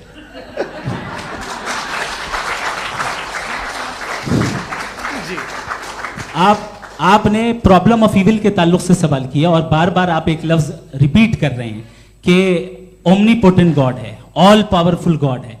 यही तो दरअसल समझना है कि गॉड का कॉन्सेप्ट क्या है। प्रॉब्लम ऑफ इविल जो है, प्रॉब्लम ऑफ इविल दर हकीकत 2 असम्पशंस पर कायम है। अगर आप इन 2 असम्पशंस को समझ जाएं तो ये प्रॉब्लम नहीं रहेगी, आर्ग्यूमेंट आपको समझ में आ जाएगी कि ये कोलैप्स कर जाता है। पॉइंट नंबर 1, यानी जो आपका सबसे पहला फॉल्स असम्पशन है कि गॉड मर्सीफुल है, ओमनीपोटेंट है, दुनिया में जुल्म हो रहा है। लेकिन आपको यह समझना चाहिए कि हमारे वर्ल्ड व्यू के मुताबिक गॉड सिर्फ ओमनीपोटेंट और सिर्फ मर्सीफुल नहीं है, बल्कि वो ऑल वाइज भी है और वो ऑल नोइंग भी है। उसके हर काम के पीछे हिकमत और विजडम है। ये कोई जरूरी नहीं है कि वो हिकमत और विजडम आपको समझ में आए या मुझे समझ में आए।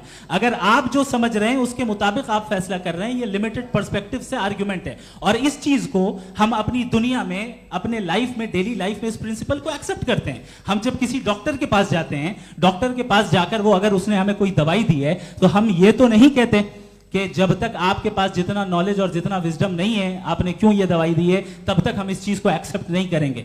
नहीं कहते, हम उसकी अथॉरिटी को तस्लीम करते हैं। क्यों? क्योंकि उसकी हम जानते हैं कि वो नॉलेजेबल है, वो विजडम वाला है, हमसे ज्यादा नॉलेज और हमसे ज्यादा विजडम है। बताएं सर। नहीं, डॉक्टर में और खुदा में बड़ा डिफरेंस है। डॉक्टर पढ़ा लिखा होता है एक, तो मैं उसकी बात सुनूंगा। 2 ये नहीं कुछ जवाब तो ये भी नहीं है सर आप प्लीज, भी आ आप जाइए, अगर चलिए। सब ऑडियंस से बोलने लगेंगे तो हाँ। फिर मतलब नहीं सिविलाइज बहस का। मतलब आप ये कहें कि चूंकि आप डॉक्टर पे बिलीव करते हैं इसलिए खुदा पे बिलीव किए, क्या ये मिसाल आपको समझाने के लिए। आर्ग्यूमेंट है, इस पे आपको एतराज नहीं है। तो सिंपल बात ये है कि मैं अगर ये यकीन कर लूँ कि एक ओमनीपोटेंट उसकी मसलहत है, ये जो बच्चे मर रहे हैं ये मसलहत है उसकी, मुझे नहीं चाहिए इसकी मसलहत। उसकी मसलहत नहीं, यही मसलहत तो क्या समझना है। मतलब एक्सपीरियंस। अच्छा, इस आपने अभी मेरी बात पूरी सुनी नहीं। मैंने कहा आपका पूरा आर्ग्यूमेंट 2 फॉल्स असम्पशंस पर है। एक फॉल्स असम्पशन मैंने बता दिया, दूसरा फॉल्स असम्पशन ये है कि इस दुनिया में इविल के होने का कोई गुड रीजन नहीं है, जबकि हमारे पास बाज रीजंस मौजूद हैं, हमारे पास बाज वजूहात मौजूद हैं। अगर इस दुनिया में इविल ना हो तो आप गुड को डिफाइन कैसे करेंगे? अगर जुल्म ना हो आप इंसाफ को समझेंगे कैसे? अगर तारीकी ना हो तो आप लाइट को समझेंगे कैसे? बहुत अच्छे। अभी और सुन लें, अभी और बाकी है। ये तो बात बहुत पसंद आई साहब मुझे कि जब तक रेप ना हो तब तक औरतों की इज्जत का ख्याल आपने मेरा जवाब पूरा सुना ही नहीं। जब तक के बच्चों का कत्ल ना किया जाए तब तक आपको बच्चों की मासूमियत की इज्जत है। आपने पूरा जवाब सुना ही क्या नहीं। बात है, क्या आपने नुक्ता निकाला हुआ? आपने पूरा जवाब सुना ही नहीं। आप सुन लें, मेरी बात सुन लें। ये मैंने आपको एक चीज बताई। दूसरी चीज, इस दुनिया में हम आए हैं टेस्ट के लिए, हमारा टेस्ट हो रहा है और हर इंसान का अलग अलग अंदाज में टेस्ट होता है। और इस दुनिया में अगर इविल मौजूद है तो वो इविल जरिया है हमारे अंदर ह्यूमन नोबल क्वालिटीज को डेवलप करने का और अलग अलग फील्ड में प्रोग्रेस करने का। और अगर हमारे अंदर और इस दुनिया में इविल नहीं होता तो बताइए टेस्ट का मतलब क्या होता? अगर मैं अपने स्टूडेंट को एमसीक्यूज दूं और उसमें सिर्फ राइट आंसर लिख कर दे दूं और कहूं तुम्हारा टेस्ट हो गया, ये मीनिंगलेस है। इस दुनिया में अगर हम टेस्ट के लिए आए हैं तो जाहिर है गुड एंड इविल दोनों मौजूद है। तो अगर गुड एंड इविल दोनों मौजूद है तो ये इविल भी खुदा का बनाया हुआ है। जी हाँ, खुदा का बनाया हुआ है, लेकिन अच्छा चलो अच्छी बात। जी बिल्कुल, तो बिल्कुल खुदा ने मतलब बनाया। अभी तो ये है कि जो मेजॉरिटी है दुनिया में वो इविल है, तो ये खुदा एक्चुअली इविल के साइड पे लग रहा है मुझे। बिल्कुल भी नहीं, मैं बताता हूं। मेजॉरिटी में तो वो है। क्या बात कर रहे हैं भाई आप? मैं बहुत कोई भी जो मुंसिफ होगा, चाहे आपका अपना घर हो जिसके आप सबसे बड़े हैं, चाहे आपकी ऑर्गेनाइजेशन हो जो आप चलाते हैं, वहां पर आप इविल रखेंगे साबित करने को कि बाकी लोग शरीफ हैं। मेरी बात सुन क्या लें। ये आर्ग्यूमेंट ही गलत है? अगर कि जब तक के कोई इविल नहीं होगा तब तक के शरीफ आदमी शरीफ नहीं लगेगा। अगर एग्जामिनर गलत ऑप्शन दे रहा है तो एग्जामिनर इविल नहीं हो गया, जो गलत ऑप्शन को सेलेक्ट कर रहा है वो फेल होगा। क्रिएटर ने इविल को बनाया है लेकिन वो इविल नहीं है। अच्छा सुनिए मेरी बात, एक- लेट मी कंप्लीट सर। जी जी। क्रिएटर ने इविल को बनाया है टेस्ट के लिए, वो इविल नहीं है। इविल वो होगा जो उसे इख्तियार करेगा। छुरी को बनाने वाला गलत नहीं होता है, छुरी का गलत इस्तेमाल करने वाला गलत होता है। रेप को कैसे गलत इस्तेमाल करते हैं? रेप इंसान के फ्री विल का नतीजा है। ये रेप कैसे गलत इस्तेमाल होता है? ये मुझे अब सुन लें, अब सुन लें। गलत इस्तेमाल होता है। हाँ मैं बता रहा हूँ रेप ना, कैसे गलत मैं बता रहा हूँ जी। कि जो इविल इस दुनिया में मौजूद है उसके कई सारे तरीके हैं। एक तरीका इंसान का अपना फ्री विल है। अब अगर कोई रेपिस्ट रेप कर रहा है तो इसका गॉड का कसूर नहीं है, वो अपने फ्री विल का गलत इस्तेमाल कर रहा है, उसको सजा मिलनी चाहिए। अच्छा। और उसी के लिए जहन्नम बनाई गई है। ये फ्री विल का भी बड़ा चक्कर। आप जब कोई बुरा काम करते हैं या कोई बुराई होती है तो ये कहा जाता है कि ये फ्री विल है। 7 billion free wills are moving on this planet. 7 billion free will. और एक आदमी अपनी फ्री विल से मुझे कत्ल कर दे तो मैं खुदा की मर्जी से मरा हूं कि इसकी फ्री विल की वजह से? मेरी मौत खुदा के हाथ है या ये फ्री विल वाले के हाथ है? खुदा ने फ्री विल का निजाम बनाया है और उस निजाम का गलत इस्तेमाल करके कोई आपको मार रहा है, इस्तेमाल करके मेरा कत्ल कर देता है। अब मेरी मौत का जिम्मेदार कौन है? वो इंसान जिम्मेदार है। वो इंसान। जी। तो ये कहना कि और उसको सजा मिलेगी। तो अब आप आगे चलिए कि ये तय करना कि अल्लाह ही या खुदा, सॉरी अल्लाह ने, खुदा ही जिंदगी देता है, खुदा ही मौत देता है, ये गलत है। बिल्कुल गलत नहीं है। हाँ, नहीं, निजाम उसी ने बनाया फ्री विल का। निजाम मौत और हयात का उसी ने बनाया। You are contradicting yourself. अभी आपने कहा कि एक आदमी ने फ्री विल से आपको मार दिया, इसमें उसे फ्री विल दी गई थी, उसने गलत इस्तेमाल किया। 7 billion free wills are moving on this planet और आप चाह रहे हैं कि मैं सिर्फ खुदा का ध्यान करूं। ये 7 बिलियन फ्री विल्स को मुझे लुक आफ्टर करना पड़ेगा कि नहीं? ये तो तबाहियां कर रही हैं और तबाहियां ज़्यादा हो रही हैं। बिल्कुल। तो अगर आप बताएं अगर खुदा नहीं है फॉर एग्जाम्पल, तो आप इविल को कैसे डिसाइड करेंगे? यानी how can you define evil objectively without God? देखिए, दुनिया में 2 तरह के जानवर हैं, एक जो अकेले रहते हैं जंगल में और एक जो ग्रुप्स में रहते हैं। ग्रुप में जो भी रहेगा, चाहे वो आपका फाउंडेशन हो, चाहे कोई क्लब हो, चाहे कोई पॉलिटिकल पार्टी हो, चाहे कोई यूनिट हो, उसमें आपको इंटरैक्ट करने के रूल बनाने पड़ेंगे। यानी लोग तय करेंगे। लोग तय करेंगे। अगर लोगों ने ये तय किया कि किसी का रेप करना सही है, आप जस्टिफाई करेंगे? नहीं, आपका फाउंडेशन तो ये हो गया ना कि लोग ही विल डिसाइड करेंगे। नहीं, अरे दुनिया में ऐसे ग्रुप्स हैं जो रेप को जायज़ मानते हैं सर्टेन हालात में। मैं डिटेल में नहीं जानूंगा, आप भी जानते हैं। ये जो आईसिस वाले थे, इन्होंने क्या किया था, तो उन्होंने क्या किया उसका खुदा से कोई ताल्लुक नहीं है सर। मैंने सिंपल सवाल किया कि इविल को आप डिफाइन करते कैसे हैं? आइए वापस आइए जी। आप साथ में तभी रह सकते हैं जब कुछ आप ऐसे उसूल डेवलप करें जिसमें हर एक का बेसिक तहफ़्फ़ुज़, हर एक का बेसिक राइट हो और हर एक को कोई आराम मिले। यही तरीक़ा है किसी भी ऑर्गेनाइजेशन जिसमें एक से ज़्यादा लोग हैं और वो ऐसे चलती है ज़िंदगी। उसमें अगर आप गड़बड़ करेंगे तो तबाही होगी, नुकसान होगा, बर्बादियाँ आएंगी। और अगर उसमें आप घर ले लीजिए ना, एक हस्बैंड है, एक वाइफ है, बच्चे हैं, वालदा भी हैं, 2 बहनें भी हैं, एक भाई भी है। अब इसमें कोई निज़ाम आपको चाहिए साथ में रहने का, और एक दूसरे पे भरोसा रहे, एक दूसरे के बहीख्वाह हों, एक दूसरे की मदद करें, ऐसी जिंदगी। सर आपकी बात आ गई। आप ये कह रहे हैं कि लोग डिसाइड करेंगे क्या सही है क्या गलत है, यही है? मेजॉरिटी डिसाइड करेगी क्या सही है क्या गलत है? अरे भाई बिल्कुल। मेजॉरिटी अगर ये कहे कि नाजी जर्मनी के साथ जिस तरह मेजॉरिटी थी कि जेनोसाइड करना सही, आप जस्टिफाई करेंगे?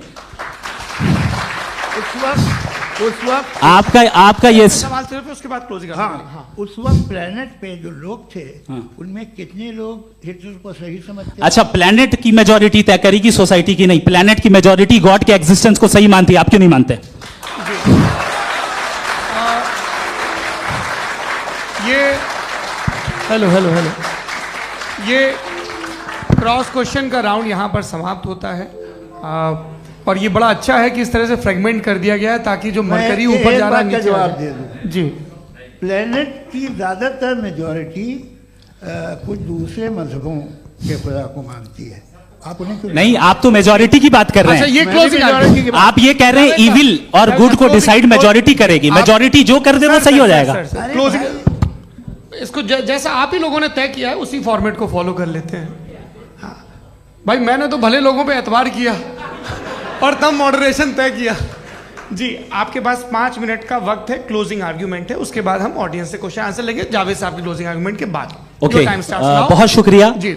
हमारा जो टॉपिक है डज गॉड एग्जिस्ट, मैं इस पे इतने एकेडमिक तैयारी करके आया था। मुझे था कि मैंने सोचा था कि कई सारे मैं आर्ग्यूमेंट्स दूंगा, लेकिन वक्त की भी किल्लत और जावेद साहब बार बार इधर उधर चले जा रहे थे तो उसको भी थोड़ा एंटरटेन करना पड़ गया।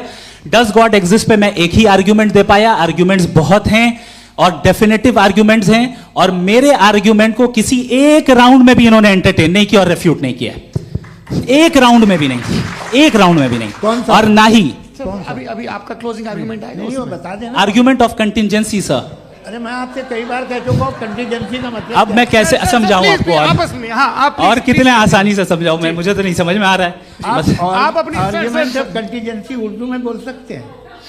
हाँ, आप अपनी बात पूरी कर लें जी, आखिरी 4 मिनट। दूसरी चीज, just a minute please ma'am, can I talk? दूसरी चीज ये है कि आपने एक तो इसका जवाब नहीं दिया, दूसरा आपने गॉड के ना होने पर कोई डेफिनेटिव आर्ग्यूमेंट नहीं दिया, सिर्फ मजहब पे बात कर रहे हैं आप। मजहब तो आज हमारा टॉपिक ही नहीं था। आज तो हमारा टॉपिक हो, आप मजहब से ले लेकर आईएस तक चले गए। भाई हमारा क्या ताल्लुक है उससे? We condemn them. और उसका गॉड से क्या ताल्लुक है? अगर कोई गलत काम कर रहा है, किसी ने किसी को कत्ल किया, किसी ने किसी का रेप किया, उसको सजा मिलनी चाहिए। और आपके पास कोई भी rational strong foundation of morality नहीं है। आपने कहा कि मेजॉरिटी तय करेगी सोसाइटी की, वो सही होगा। मैंने कहा हिटलर को फिर आप सही कहेंगे, नहीं, प्लैनेट की सोसाइटी की मेजॉरिटी तय करेगी। तो प्लैनेट की मेजॉरिटी गॉड के एग्जिस्टेंस को मानती है, आप कह रहे हैं ये रिलीजियस है। तो यानी आपके पास कोई स्ट्रॉन्ग फाउंडेशन नहीं है ऑब्जेक्टिव मोरालिटी का। ऑब्जेक्टिव मोरालिटी का अगर कोई फाउंडेशन है तो वो सिर्फ गॉड है, गॉड है, गॉड है। थैंक यू जी। ये मुफ्ती शमाइल नदवी साहब का क्लोजिंग आर्ग्यूमेंट था। अब हमारे पास जी ये बड़ा अच्छा है कि दोनों लोगों को मॉडरेटर से शिकायत भी और बोल रहे भाई हमारी शाबाशी भी तो करते चलो। अब मेरी बात जी, आपके पास जावेद अख्तर साहब 5 मिनट का वक्त है। ये आपका क्लोजिंग आर्ग्यूमेंट है, टाइम रीसेट कर दें जी। देखिए, बहुत सारी बातें हैं। गॉड का डेफिनेशन दुनिया के किसी भी रिलीजन में है कि वो ओमनीपोटेंट है, ओमनीप्रेजेंट है, he is just, he is kind, he loves you and so on.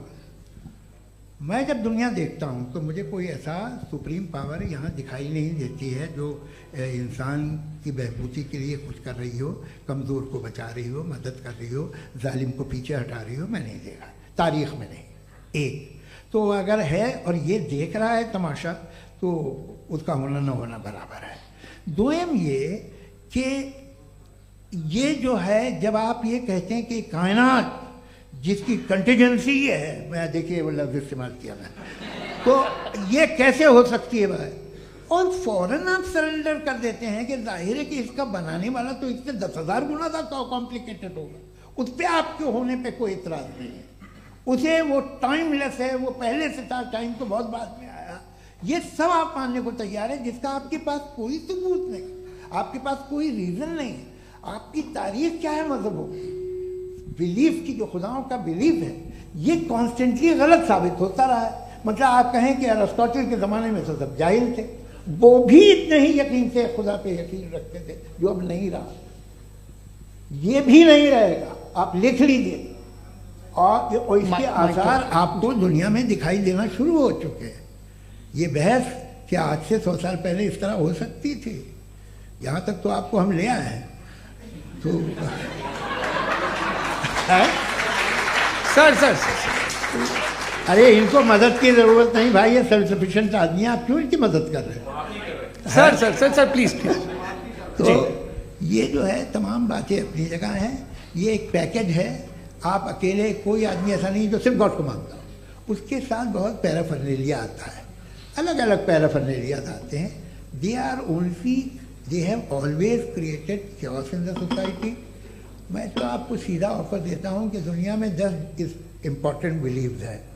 आप एक मानते हैं, 9 नहीं मानते, 9 में आप एथियस्ट हैं, 9 को आप बिल्कुल रीजनेबली मेरी तरह देखते हैं। तो 90 मजहबी आदमी भी 90% एथियस्ट है, वो दूसरे खुदा नहीं मानता, एक खुदा मानता है अपना वाला, बाकियों को कहता है गलत है। अगर आप मानना ही बंद कर दे तो आपका 10% चांस है कि आप सही हैं और 90% चांस है कि आप गलत हैं। मेरा मशवरा है, आप मानना छोड़ दिए तो 50% चांस होगा कि आप सही हैं और 50% चांस होगा, 40% आप गेन करेंगे बाय बिकमिंग एन एथियस्ट।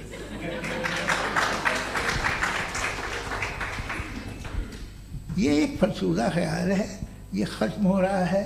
हो सकता है मेरी ज़िंदगी में ना हो, लेकिन ये हो जाएगा। जो बातें ये इनको आप मेटाफिजिकल, ये वो ऐसे रिस्पेक्टेबल टर्म दे दिए, ये तो उन लोग के हैं जिन्हें ना फिजिक्स मालूम थी ना मेटा मालूम था, ये उन्होंने आपको दिए हैं। जी बहुत शुक्रिया आप दोनों लोगों का। और अब इस बातचीत का आखिरी राउंड शुरू होगा, डज गॉड एग्जिस्ट की ये बहस मुफ्ती शमाइल नदवी और जावेद अख्तर साहब के बीच। आप लोग अपने अपने हाथ ऊपर करेंगे, मैं यहाँ से तय करूँगा। और माइक हमारे पास है क्या? एक ही माइक है ऑडियंस के लिए? 2 माइक है, एक इस तरफ एक इस तरफ, ठीक है। तो जी सबसे पहले हमारी सहयोगी हैं मारिया शकील जी, पूछिए सवाल। थोड़ा सा रुकेंगे ताकि कैमरे का फ्रेम आप पर आ जाए, आपकी तो प्रैक्टिस है टीवी की। जी नदवी साहब, मैं खुदा को मानती हूँ, पहले मैं इसी प्रमाइस से शुरू कर रही हूँ और ये बता रही हूँ आपको, मैं मानती हूँ। लेकिन कुछ सवाल हैं जो जावेद साहब ने उठाया, उसका जवाब आपको देना चाहिए। पहला सवाल ये कि गज़ा में सालों से छोटे बच्चे मर रहे हैं, वो उनको, अगर खुदा मर्सीफुल है, हम मानते हैं कि अल्लाह ताला में बहुत ताकत है, तो वो बच्चे क्यों मर रहे हैं? दूसरी बात ये कि अगर कंटिजेंसी की जो आप बात करते हैं, पूरे मुस्लिम ममालिक मिल करके भी उन गजा के बच्चों को क्यों नहीं बचा पा रहे हैं? क्योंकि अगर वो चाहते, क्योंकि अल्लाह ताला उन पर हुकूमत करते हैं, सब पर हुकूमत करते हैं, तो वो उनको क्यों नहीं बचा? जी, थैंक यू वेरी मच। बहुत अच्छा किया आपने इस चीज़ को जिक्र कर दिया, मैं इसको और अच्छे से एक्सप्लेन करने की कोशिश करता हूँ। देखें, जहाँ तक आपने कहा कि गजा के बच्चों को मारा जा रहा है, देखें दो वर्ल्ड व्यू है, एक एथीस्टिक वर्ल्ड व्यू, एक थीस्टिक वर्ल्ड व्यू है। बच्चे मर रहे हैं दोनों वर्ल्ड व्यू में, लेकिन हमारा वर्ल्ड व्यू कह रहा है कि रिकॉम्पेंस है, ये कह रहे हैं कि उनका मरना बेकार जाने वाला है, कोई उसका रिकॉम्पेंस नहीं है, चूंकि इनके यहाँ आखिरत और अल्लाह का कोई तसव्वुर या गॉड का कोई तसव्वुर नहीं है। आपने ये सवाल किया कि गॉड मर्सीफुल है, क्यों नहीं रोकता? ये मैंने बताया कि ये मिसकंसेप्शन है लोगों के दरमियान कि गॉड को सिर्फ मर्सीफुल और ओमनीपोटेंट समझते हैं। गॉड के सिर्फ यही दो एट्रीब्यूट्स नहीं हैं, गॉड के कई सारे एट्रीब्यूट्स हैं, उनमें से अल हकीम भी है, उनमें से ऑल वाइज भी है, ऑल नोइंग भी है। लिहाजा अगर इस दुनिया में किसी को तकलीफ आ रही है और गॉड उसको नहीं रोक रहा है, वो इसलिए नहीं रोक रहा है चूंकि इंसानों को फ्री विल दिया गया है। ठीक इसी तरीके से अगर एक डॉक्टर किसी छोटे बच्चे को इंजेक्शन लगा रहा है, उसे तकलीफ पहुंच रही है, उसके लिमिटेड पर्सपेक्टिव के एतबार से यह गलत हो रहा है और डॉक्टर बुरा है। लेकिन जब आप ब्रॉडर पिक्चर को देखेंगी, आपके और हमारे पास सिर्फ एक पिक्सल है, हमें इतना नजर आ रहा है कि गजा में कत्ल हो रहा है, लेकिन इसके पीछे कितना रिकॉम्पेंस उनको मिलने वाला है, पूरा पिक्चर गॉड के पास है। तो एक पिक्सल से आप पूरे पिक्चर को कभी भी जज नहीं कर सकती। आप इसमें कुछ जोड़ना चाहेंगे? आपको कुछ बोलना है इसमें? भैया आपने बहुत अच्छा जस्टिफिकेशन दिया, या आप वो जो वहाँ के प्राइम मिनिस्टर इजराइल के उन्हें भेजिए, वो बहुत खुश होंगे। आप जस्टिफिकेशन दे देना कि अगर गॉड नहीं है तो बच्चे क्यों मर रहे हैं, आप बताएं। वो ये सवाल पूछ रहे हैं कि अगर आप ईश्वर का अस्तित्व नहीं मानते हैं तो उन बच्चों की मौत को आप कैसे इंटरप्रेट करते हैं? भाई ये दुनिया जो है, जो ताकतवर लोग होते हैं वो एक नाइंसाफी करते हैं। तो ये अच्छा काम है आपके नजदीक, तो नेचर नाइंसाफी पे मबनी है। अरे मेरे भाई, आप नेचर की कहाँ बात कर, मैं तो इंसान की बात। तो फिर जब मैं इंसान की बात कर रहा था, आप नेचर की बात करने लग गए। क्रॉस एग्जामिनेशन नहीं। हाँ, अब आप मुझे बोलने नहीं देंगे तो अलग बात है, आप बोलिए, मुझे कोई जल्दी नहीं। जी नहीं, ये क्रॉस एग्जामिनेशन मुझे बोल तो लेने दीजिए। जी बोलिए। क्या बात ये है कि ह्यूमन सोसाइटी तभी साथ में रह सकती है जब वो मोहब्बत से, एकता से, एक दूसरे के एहतराम करके रहे। इसके अलावा पॉसिबल नहीं है, अकेले तो इंसान रह नहीं सकता। वहाँ पर कुछ लोग हैं जो फाउल करते हैं, वो फाउल हमेशा से तारीख में होता आया है। आज ये हो रहा है, जो हो रहा है बहुत बुरा हो रहा है, बहुत जालिमाना है, बहुत जाबराना है। उसको आप कहें कि ये बच्चों को कॉम्पनसेशन मिल जाएगा या इसकी इंजेक्शन है, इंजेक्शन तो हेल्थ के लिए दिया जाता है। आप ये कह रहे हैं कि ये बच्चों की जो धज्जियां उड़ रही हैं ये इंजेक्शन है, ये टेस्ट है, ये टेस्ट है, और उस टेस्ट में उनको ऐसा रिकॉम्पेंस मिलेगा जो आपके तसव्वुर के बाहर है। ये आप 3 बरस के बच्चे को बारूद से उड़ा के टेस्ट ले रहे हैं। वाह, वो नहीं ले रहा है, खुदा नहीं उड़ा रहा है, इजराइल उड़ा रहा है। जी, ये तो उसको कंडेम करें। अगला सवाल लेते हैं प्रोफेसर पुरुषोत्तम अग्रवाल। मुफ्ती साहब, एक निवेदन आपसे है कि कम से कम थोड़ा सा माइक क्लोज, एक रिलीजियस और फिलोसफिकल कर मैं प्लीज। एक रिलीजियस और फिलोसफिकल ट्रेडिशन है जो ब्रह्मांड को यानी यूनिवर्स को ही अंतिम मानती है। सर्वम खलु इदम ब्रह्मम, this is Chandogya Upanishad, and it completely rules out the existence और नेसेसिटी, आपके शब्दों में necessity of a creator. The creation itself is the creator. तो एक मिनट प्लीज। दूसरा जो सवाल आपने अभी, जो आप बार बार कह रहे हैं कि भगवान विद्वान भी है, वाइज, सब जानने वाला, तो अगर विजडम में दुनिया भर के पापों और अत्याचारों को बर्दाश्त करना शामिल है, तो फिर इसका मतलब ये हुआ कि अगर मैं फ्री विल से उसको अपोज करता हूं तो ईश्वर की विजडम और मेरी फ्री विल में कॉन्ट्राडिक्शन है। Because when I am opposing whatever is happening in Gaza, then I am opposing the God's will और गॉड्स विजडम। जवाब लेते हैं तो गॉड की विजडम में, एक मिनट सर प्लीज सर, ये एक जुमला, गॉड की विजडम है कि गाजा में जो कुछ हो रहा है वो हो रहा है, मैं उसको अपोज कर रहा हूं, तो मैं गॉड की विजडम के खिलाफ जा रहा हूं। एक सवाल। दूसरा ये नहीं आपने 2 ऑलरेडी।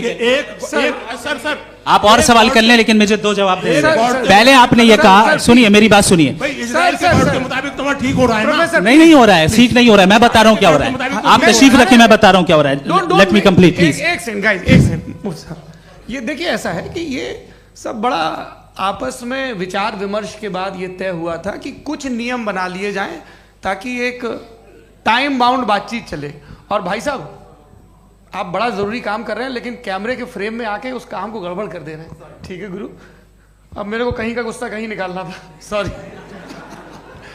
नहीं, कोई गुस्सा नहीं है जी। तो प्रोफेसर ने सवाल पूछे, आप उनके जवाब दें, और थोड़ा ये सब लोग थोड़ा ख्याल रखें भाई, सवाल संक्षिप्त रखें जी। आपने 2 सवाल किया। सबसे पहला ये कहा कि हमारे पास ये कॉन्सेप्ट है कि ये यूनिवर्स खुद नेसेसरी बीइंग है, creation itself is the creator. How irrational is this कि मैं एग्जिस्ट करूंगा बाद में, लेकिन अभी एग्जिस्ट कर भी रहा हूं, यानी एक ही टाइम में एग्जिस्ट भी कर रहे हैं, नहीं भी कर रहे हैं। This is not true. दूसरी चीज आपने कहा कि अगर इजराइल में, सॉरी माफ कीजिएगा, Israel doesn't exist, occupied Palestine में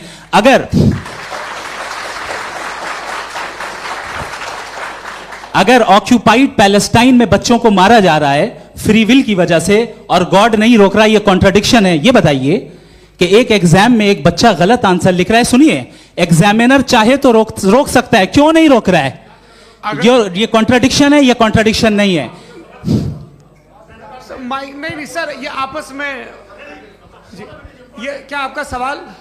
माइक दीजिए। फ्री विल दिया गया है टेस्ट के लिए, अकाउंटेबिलिटी के लिए। अगर फ्री विल नहीं होता तो आप कहते हैं हमें रोबोट बना दिया गया। नॉट मिसरिप्रेजेंट माय पोजीशन, आपकी जो भी पोजीशन, मैं अपनी फ्री विल के नाते, अपने ह्यूमन विजडम के नाते गाजा में हो रही अत्याचार का विरोध करता हूं। बिल्कुल करना चाहिए। आपके हिसाब से मैं गॉड की विजडम का विरोध कर रहा हूं? बिल्कुल नहीं, जो हो रहा है गॉड की, बिल्कुल भी नहीं, बिल्कुल भी नहीं।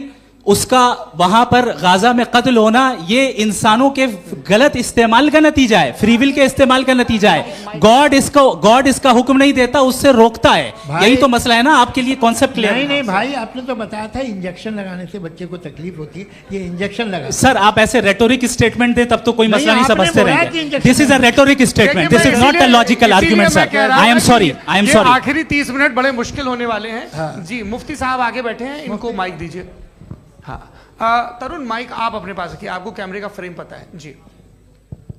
सबसे पहले दोनों को मुबारकबाद। एक सर अपना आप नाम बता दें। आप अमेरिका में शिकागो में रहते हैं, इतना मुझे याद है। बताया आपको, यासिर नदीम अलवाजदी मेरा नाम है।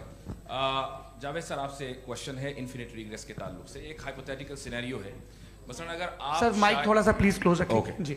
अगर आप शायर इसलिए हैं कि आपके कोई उस्ताद शायर थे, और वो इसलिए शायर थे कि उनके कोई उस्ताद शायर थे, और इसी तरीके से हम माजी में पीछे चलते चलते चले जाएं और कहीं ना रुके, तो माफ कीजिएगा आप कभी शायर नहीं हो सकते। लेकिन आप शायर हैं, आपका शायर एग्जिस्ट करता है, इसका मतलब ये है कि आप कहीं ना कहीं रुके हैं। तो मेरा सवाल ये है कि क्या आप इन्फिनिट रिग्रेस ऑफ कॉजेस को लॉजिकल फैलेसी मानते हैं या नहीं मानते? हाँ या ना? मैं इन्हें लॉजिकल फैलेसी नहीं मानता हूँ, लेकिन मेरा प्रॉब्लम यह है कि जब मैं नहीं मानता हूँ तो I will continue with this logic जो फैलेसी नहीं हो। आप एक जगह रुक जाते हैं जाके, आप कहते हैं ये गेंद कैसे बनी, ये जजीरा कैसे बना, ये समंदर कैसे बना, ये ज़मीन कैसे बनी, और अचानक गॉड पे जाके आपको ब्रेक लग जाता है। एक बार आप सवाल नहीं करते कि भाई इनको बनाने वाला तो इनसे भी कॉम्प्लिकेटेड होगा, वो कैसे बना, उसके बारे में आपने इत्मीनान कर लिया, वो हमेशा से है। तो अगर आप उसे हमेशा से मानते हैं तो फिर ये मान लीजिए कि कायनात हमेशा से, क्या तकलीफ? फिर हम वजूद में नहीं आते जी है? हम मौजूद नहीं। अच्छा सर क्यों नहीं होता? मैं बताऊंगा प्लीज। जैसे मैंने मिसाल दी आपके शेर, आपका शेर कभी वजूद में ना आता अगर शायर इसी तरह चलते रहते हमेशा जी। माइक मेरे ख्याल से एक इन्फिनिट रिग्रेस का कॉन्सेप्ट क्लियर नहीं हो पाया, ऐसे रहने दें, लेट्स मूव ऑन सर। ठीक है। हाँ थोड़ा सा मॉडरेटर का भी ख्याल रखें। नहीं आपने तो रखा है, आपने रखा है। यहाँ पे गौहर रजा साहब हैं, वो भी एक सवाल पूछना चाहते हैं। माइक नीचे से ऑन कर दिए नीचे।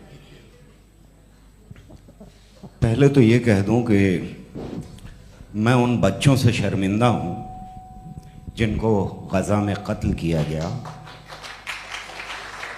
क्योंकि हमारे होते हुए कत्ल किया गया। लेकिन उससे ज़्यादा शर्मिंदगी इस बात से हुई कि मुझे लगा कि मुफ्ती साहब उसको जस्टिफाई कर रहे हैं। बिल्कुल भी नहीं, आप बहुत ही गलत मुझे लगा मैं गलत हो सकता हूँ। बिल्कुल गलत मैं है। सवाल पूछ रहा हूँ, सवाल मैं देखिए, सवाल अगर पूछ रहा हूँ। एक सेकंड, मैं जावेद भाई से डिसएग्री करता हूँ। एक सेकंड देखिए, अगर देखिए ऐसा, एक सेकंड आप सर, वेट वेट, अरे आप कुछ मेरे पहले मुझे अपनी बात कह लेने दीजिए। अगर ऑडियंस तय करेगी तो फिर मॉडरेटर का मतलब नहीं। मेरा आप सबसे ये कहना है, ये बहस दो लोगों के बीच में है, एक तरफ मुफ्ती साहब, एक तरफ जावेद साहब। पिछले 1.5 घंटे से ये लोग अपने अपने तर्क रख रहे हैं। आपकी इनसे इत्तेफाकी हो सकती है, ना इत्तेफाकी हो सकती है। मेरे उस्ताद मुझे सिखा गए हैं कि मुखामुखम में असहमति की गुंजाइश बची रहनी चाहिए। अगर मैं आपकी बहुत इज्जत करता हूं गौहर साहब, आपने जो कमाल की किताबें लिखी, साइंटिफिक टेम्परामेंट, लेकिन मेरी ये गुजारिश है आप सबसे कि यदि आप इन लोगों ने जो बोला उन पर टिप्पणियां करेंगे तो ना वक्त की पाबंदी रहेगी, ना वो अनुशासन। आप सवाल पूछ लें, उस सवाल में जो बात आ जाए वो आ जाए। मैं जावेद साहब से डिसएग्री करता हूं, इसलिए जावेद साहब से सवाल पूछ रहा हूं। आपका सवाल जावेद अख्तर साहब से, और सवाल यह है मेरा कि जावेद साहब ने कई बार लॉजिक का इस्तेमाल किया कि साइंस में लॉजिक है और रिलीजन में लॉजिक नहीं है। मेरा ख्याल यह है कि रिलीजन में भी लॉजिक है, लेकिन उस लॉजिक की बेसिस ये है कि आप रुक जाते हैं, जिसका जिक्र जावेद साहब ने बार बार किया, यानी खुदा के तसव्वुर पे आते हुए, गॉड के तसव्वुर पे आते हुए रुक जाते हैं। और इसमें सवाल पूछना मतलब फॉरबिडन होता है। सवाल यह है कि क्या जावेद साहब इससे एग्री करते हैं कि साइंस की लॉजिक अलग है और रिलीजन की लॉजिक अलग है? बताइए सर। देखिए, 3 चीज़ें हैं, साइंस है, एक है मंतिक है, इस्तिदलाल है, और एक जो है कुछ भी नहीं है, फेथ है, अकीदा है। मैं अकीदे की लॉजिक का कायल नहीं हूँ। मुझे आप इस्तिदलाल से, लॉजिक से, रीज़न से समझाइए, मैं मानने को तैयार हूँ, मेरा क्या नुकसान होगा। लेकिन ये कि अकीदे पे मैं नहीं जा सकता हूँ। अकीदे का मतलब है कि तुम ये मान लो, सवाल ना करो, ये नहीं। आप सारी बातें करके, बड़ी साइंटिफिक बातें करके एक जगह जाके खुदा के हुदूद पे रुक जाते हैं, सरेंडर कर देते हैं। मैं सरेंडर करने को तैयार नहीं। That's all. जी, ये आगे सर बैठे हुए हैं, इनको माइक दीजिए। भाई वो आप पूछना चाह रहे थे ना भाई? हाँ, नहीं मैं ये, थैंक यू जी। आपका नाम? आसिम इफ्तिखार। आसिम जी, पूछिए। सर, जावेद सर से सवाल है कि आपने अपने माइक थोड़ा करीब अपने क्लोजिंग स्टेटमेंट में ये बात कही थी कि मज़हब का जो फ्यूचर है वो ज़्यादा दिन नहीं जाने वाला है, लेकिन मैं देख पा रहा हूँ कि जो ऑक्सफोर्ड यूनिवर्सिटी की एक स्टडी है 2011 में हुई है, जिसके 50 एकेडमिशियंस ने इसको अंजाम दिया था, उसमें वो ये कहते हैं कि जो फेथ इन गॉड है वो इनबिल्ट है ह्यूमन नेचर के अंदर, जिसको हम कहते हैं फितरत के अंदर शामिल है वो। और वो ये कहते हैं कि अगर कोई ये समझता है कि मज़हब को वो ख़त्म कर देगा तो ये उसकी गलत फहमी है। तो आप इसके बारे में, इस स्टडीज़ के बारे में क्या कहते हैं? ठीक है, मैं उनसे एग्री नहीं करता हूँ। वो कौन से प्रोफेसर होंगे? ऐसा उनके क्या पास डेटा है, इन्होंने डेटा के बेस होगा। डेटा क्या हो सकता है? फ्यूचर का डेटा तो नहीं हो सकता ना उनके पास, प्रेजेंट का डेटा हो सकता है। डेटा आपने सुना 100 साल पहले का बाद का डेटा? मैंने तो नहीं सुना आज तक। तो आज उनकी ये राय है और होगी राय, ठीक है। दुनिया में तरह तरह की राय है लोग, लेकिन मैं समझता हूँ कि वक्त के साथ इंसान ज़्यादा से ज़्यादा रीजनेबल और लॉजिकल होता जा रहा है। आज आप देखिए वेस्टर्न यूरोप में क्या परसेंटेज है नॉन बिलीवर्स की, बहुत हाई। वहाँ चर्च खाली पड़े होते हैं। तो अल्टीमेटली तो इंसान कोई ऐसी बात बहुत अरसे तक नहीं मान सकेगा, चाहे गलत या सही, जो उसे, उसके दिमाग को, उसके जहन को, उसकी लॉजिक को अपील न करे। वो कह रहे हैं तो ऑक्सफोर्ड के होंगे तो कैम्ब्रिज के होंगे, तो मुझे क्या लेना देना। उनका डेटा मुस्तकबिल का नहीं हो सकता है। जी। दीपक, हाँ पूछिए।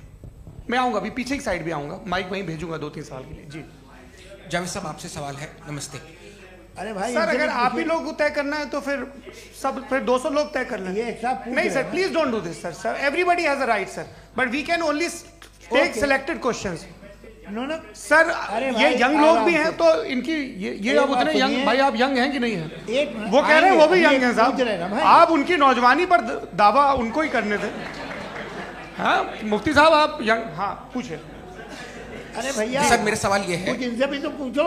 जी नहीं, बस आपसे एक सवाल है। जैसे थीस्टों के पास अपने जो ईश्वर को मानते हैं उनके पास अपने सोशल गेट टुगेदर्स हैं, 5 रोज़ा क्रिसमस आने वाला है, होली है, दिवाली है, ईद है। एथिस्ट क्या ऑफर कर रहे हैं? मतलब मैं इनकी दुकान से बोलूं मैं आना चाहता हूं उस तरफ, पर मैं अट्रैक्ट नहीं हो पा रहा हूं। मैं सोशल गेट टुगेदर्स क्या है आपके पास? वो ये कह रहे हैं कि जो धार्मिक लोग हैं, अलग अलग धर्म के लोग, उनके उत्सव त्योहार कॉन्ग्रेगेशन बहुत हैं। अब आपको मैं एक सुनाता हूँ, यहाँ हिस्टोरियन भी बैठे हैं। मृदुला जी आप बताइएगा सही है क्या? ये एक कॉन्स्टेंटाइन, एक ग्रीक रोमन बादशाह था जो क्रिश्चियनिटी आने के 400 साल बाद उसने डिसाइड किया कि मैं क्रिश्चियन हो जाऊंगा, मेरी पूरी स्टेट कैंसिल हो जाएगी। उस ज़माने में ऐसे ही होता था, राजा जो धर्म इख्तियार करता था वो जनता भी कर लेती थी, इसलिए कि वो हो गया था बैंकक्रप्ट। और उसे जो मेडिटेरियन कोस्ट के रिच क्रिश्चियन वो थे मर्चेंट, उससे पैसा चाहिए था। तो उसने कहा यार क्रिश्चियन हो जाओ। तो उसने अपने वजीर से कहा कि भाई ये हिस्ट्री है कि अब हम लोग क्रिश्चियन हो जाते हैं। कहले सर हो जाएंगे, कोई प्रॉब्लम नहीं है, लेकिन एक प्रॉब्लम ये है कि 17 दिसंबर से 25 दिसंबर तक जो पेगन फेस्टिवल होता, जो पेगन स्टेबल जो फेस्टिवल होता है वो बंद हो जाएगा, इसलिए कि हम क्रिश्चियन हो गए तो होगा नहीं। तो वो बच्चों को बहुत बुरा लगेगा, पब्लिक को बहुत इंजॉय करते हैं, खासतौर से 25 को मेन डे। उसने कहा हाँ ये तो सही कह रहे हो, ये जीसस क्राइस्ट की पैदाइश कब थी? कहते साहब वो अप्रैल में थी। नहीं कट करो, वो 25 दिसंबर को है। ये हकीकत है जी। और 400 साल बाद क्रिश्चियनिटी के अप्रैल से दिसंबर ले आए, और इसलिए कि यहाँ पेगन फेस्टिवल होता था। अब मनाते हैं आप आराम से। ये जो सारे फेस्टिवल हैं ये रिलीजन से, हर एक को एक इंटरटेनमेंट डिपार्टमेंट चाहिए होता है अपनी कंपनी चलाने के लिए। तो ये रिलीजन ने, ये सेकुलर त्योहार थे जिन्हें रिलीजन्स ने ले लिया है। ये मौसम के थे, फसलों के थे, किसानों के थे, उसको आपने लेके रिलीजियस रंग दे दिया। ये कोई रिलीजन से थोड़ी आए आप। अच्छा हमें देखिए, हम तो मुल्द हैं, हम ईद मनाते हैं, हम दिवाली मनाते हैं, हम होली मनाते हैं, हम क्रिसमस मनाते हैं।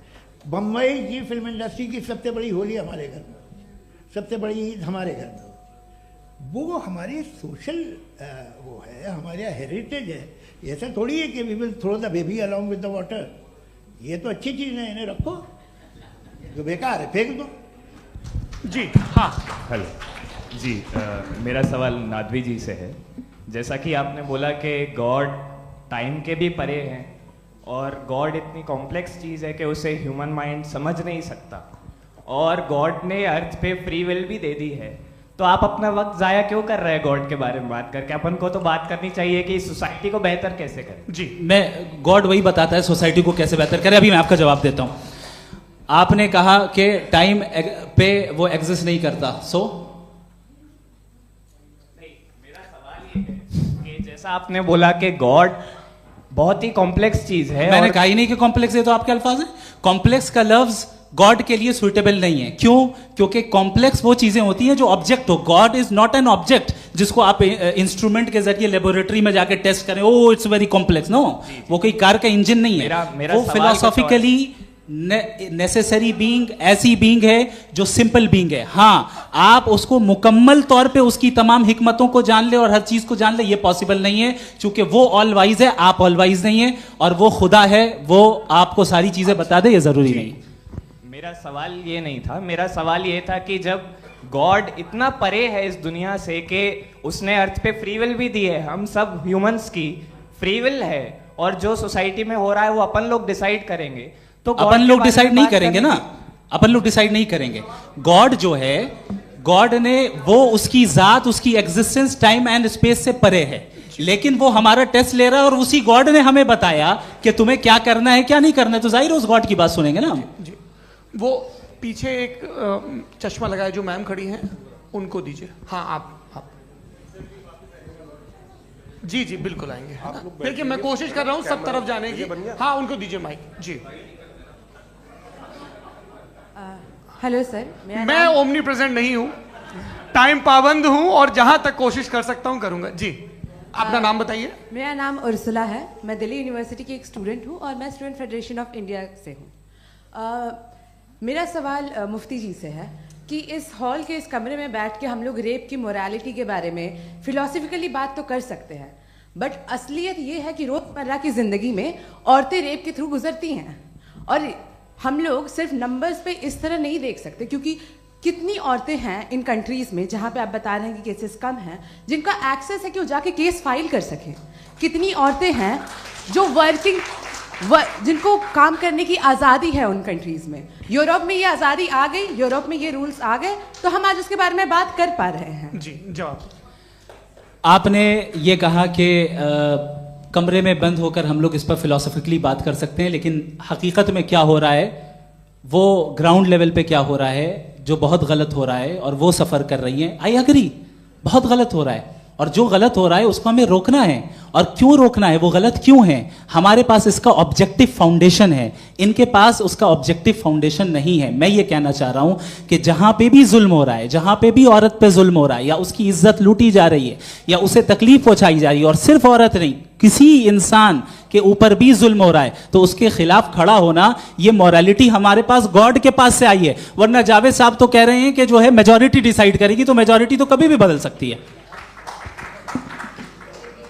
क्या आप हाँ। ये थोड़ी सी आपको गलतफहमी है। मैं अगर मेरे जुमले से ये मदना निकला या मैंने कहा, तो ये जुमला मैं वापस लेता हूँ, ये मेरा मतलब ही नहीं था कि मेजॉरिटी डिसाइड करेंगे। मेजॉरिटी डिसाइड करे तो दुनिया में बड़ी, वैसे आपने कहा था ये जुमला। अच्छा, हो सकता है, मैं मान रहा हूँ, बाद में रिकैप कर लेंगे। अरे एक सेकंड, मैं अपनी एक्सप्लेनेशन दे रहा हूँ।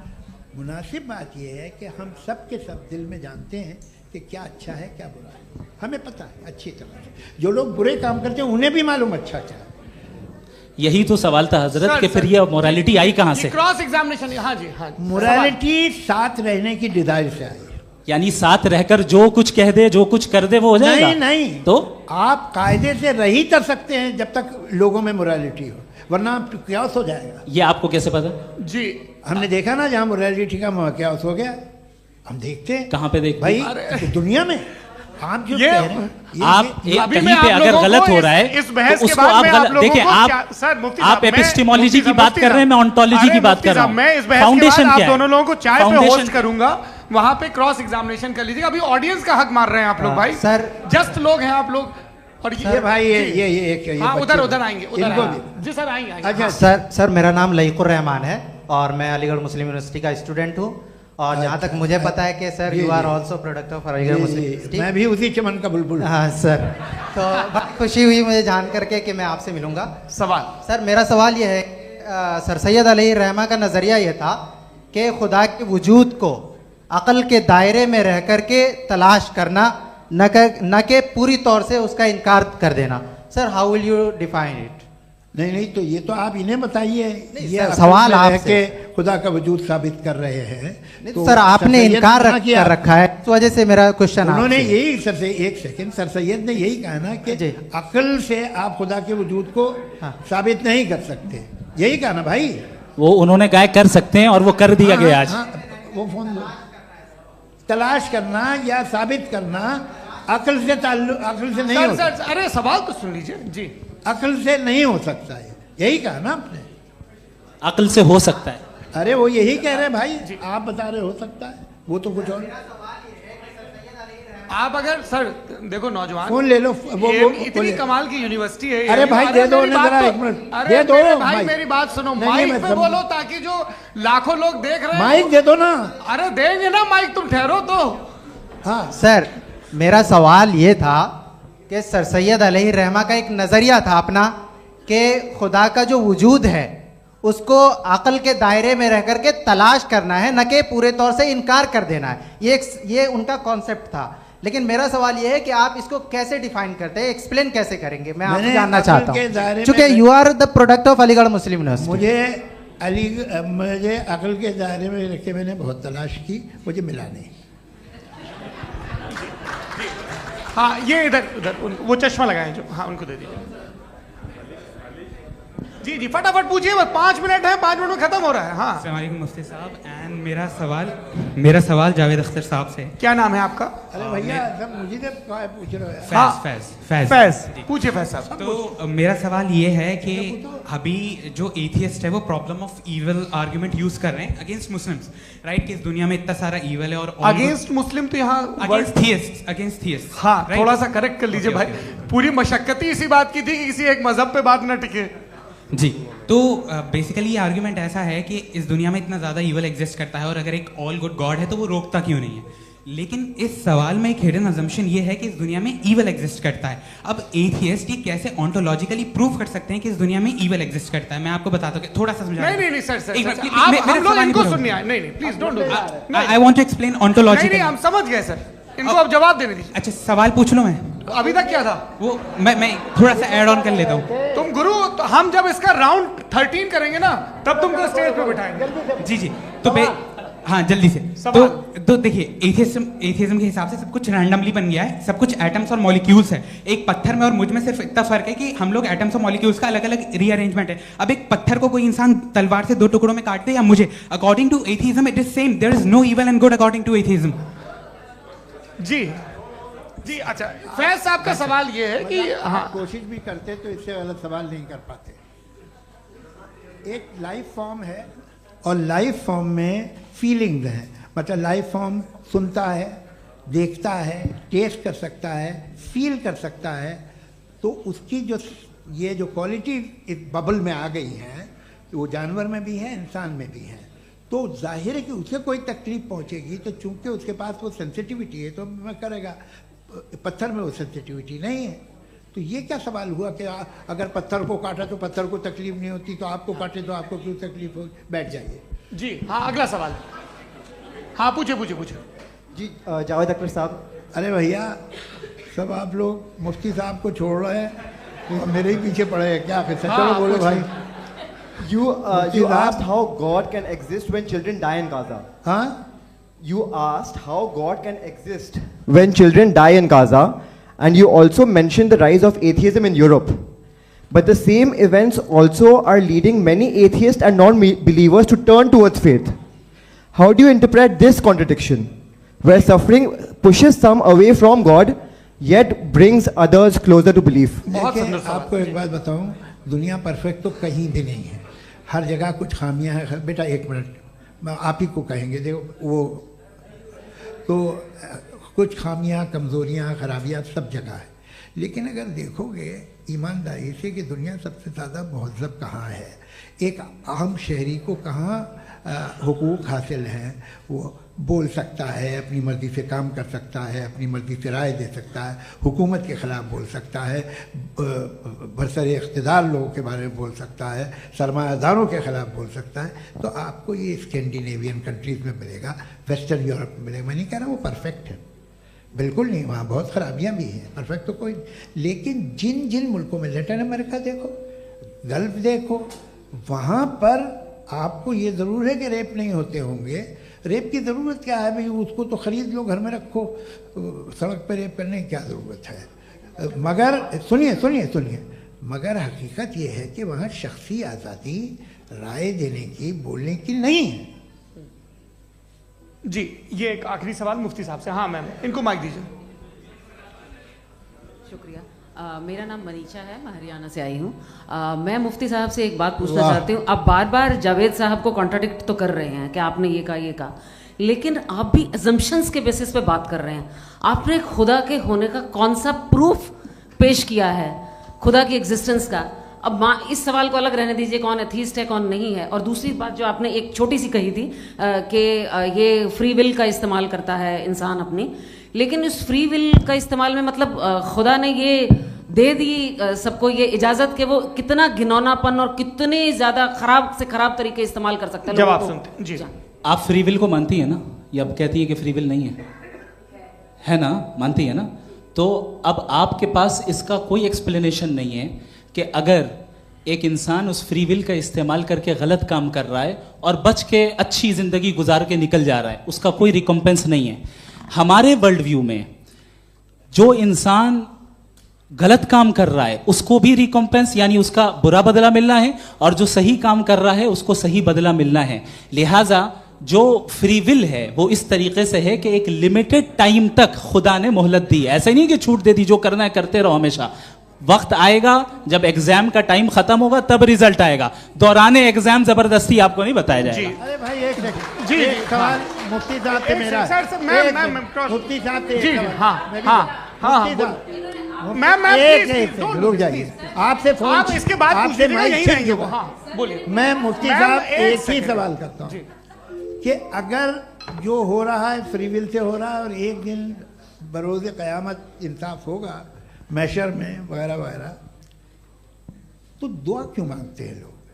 दुआ मांगते हैं इसके मतलब है अभी भी उसने ये डिपार्टमेंट रखा है कि मैं रोजमर्रा की जिंदगी में बिल्कुल बिल्कुल ही कैन। तो तुम कैन हो, तुम मुझे नौकरी दिला देते हो, मेरे बेटे को ग्रीन कार्ड दिला देते हो, और 45,000 बच्चे मरते हो उन्हें रोकते नहीं हो।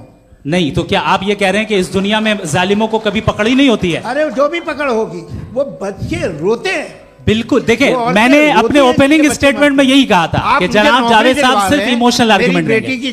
This is an emotional argument. ये छोटे मोटे इसके पीछे का रीजन मैंने बताया क्या है, इसके पीछे का विजडम क्या है मैंने बताया। मंच से आप लोगों को सज्जनों इसलिए कह रहा हूं ताकि थोड़ा सा आपके कॉन्शियंस पे जोर रहे कि आपको ऑर्डर बचा के रखना है। वक्त तय हुआ था, ये वक्त पूरा हुआ, आपने इतने धैर्यपूर्वक सुना, मैं आप सबका बहुत बहुत शुक्रगुजार हूं। यदि इन दोनों विद्वानों की इच्छा होगी तो कभी हम इस बातचीत का राउंड 2, राउंड 3, यही तो देखिए खूबी है इंसान की कि बहस मुबाहसे में वो पड़ा रहता है। आप लोगों ने बड़े धैर्य का परिचय दिया, बहुत बहुत शुक्रिया। इसी के साथ ये बातचीत यहाँ पे समाप्त होती है। आप लोग को मैं एक बात बता दूं, ये सारी बहस हो गई, अब मुफ्ती साहब और बड़े मुफ्ती साहब इन साथ के साथ मैं खाना खाने वाला हूँ। अच्छा।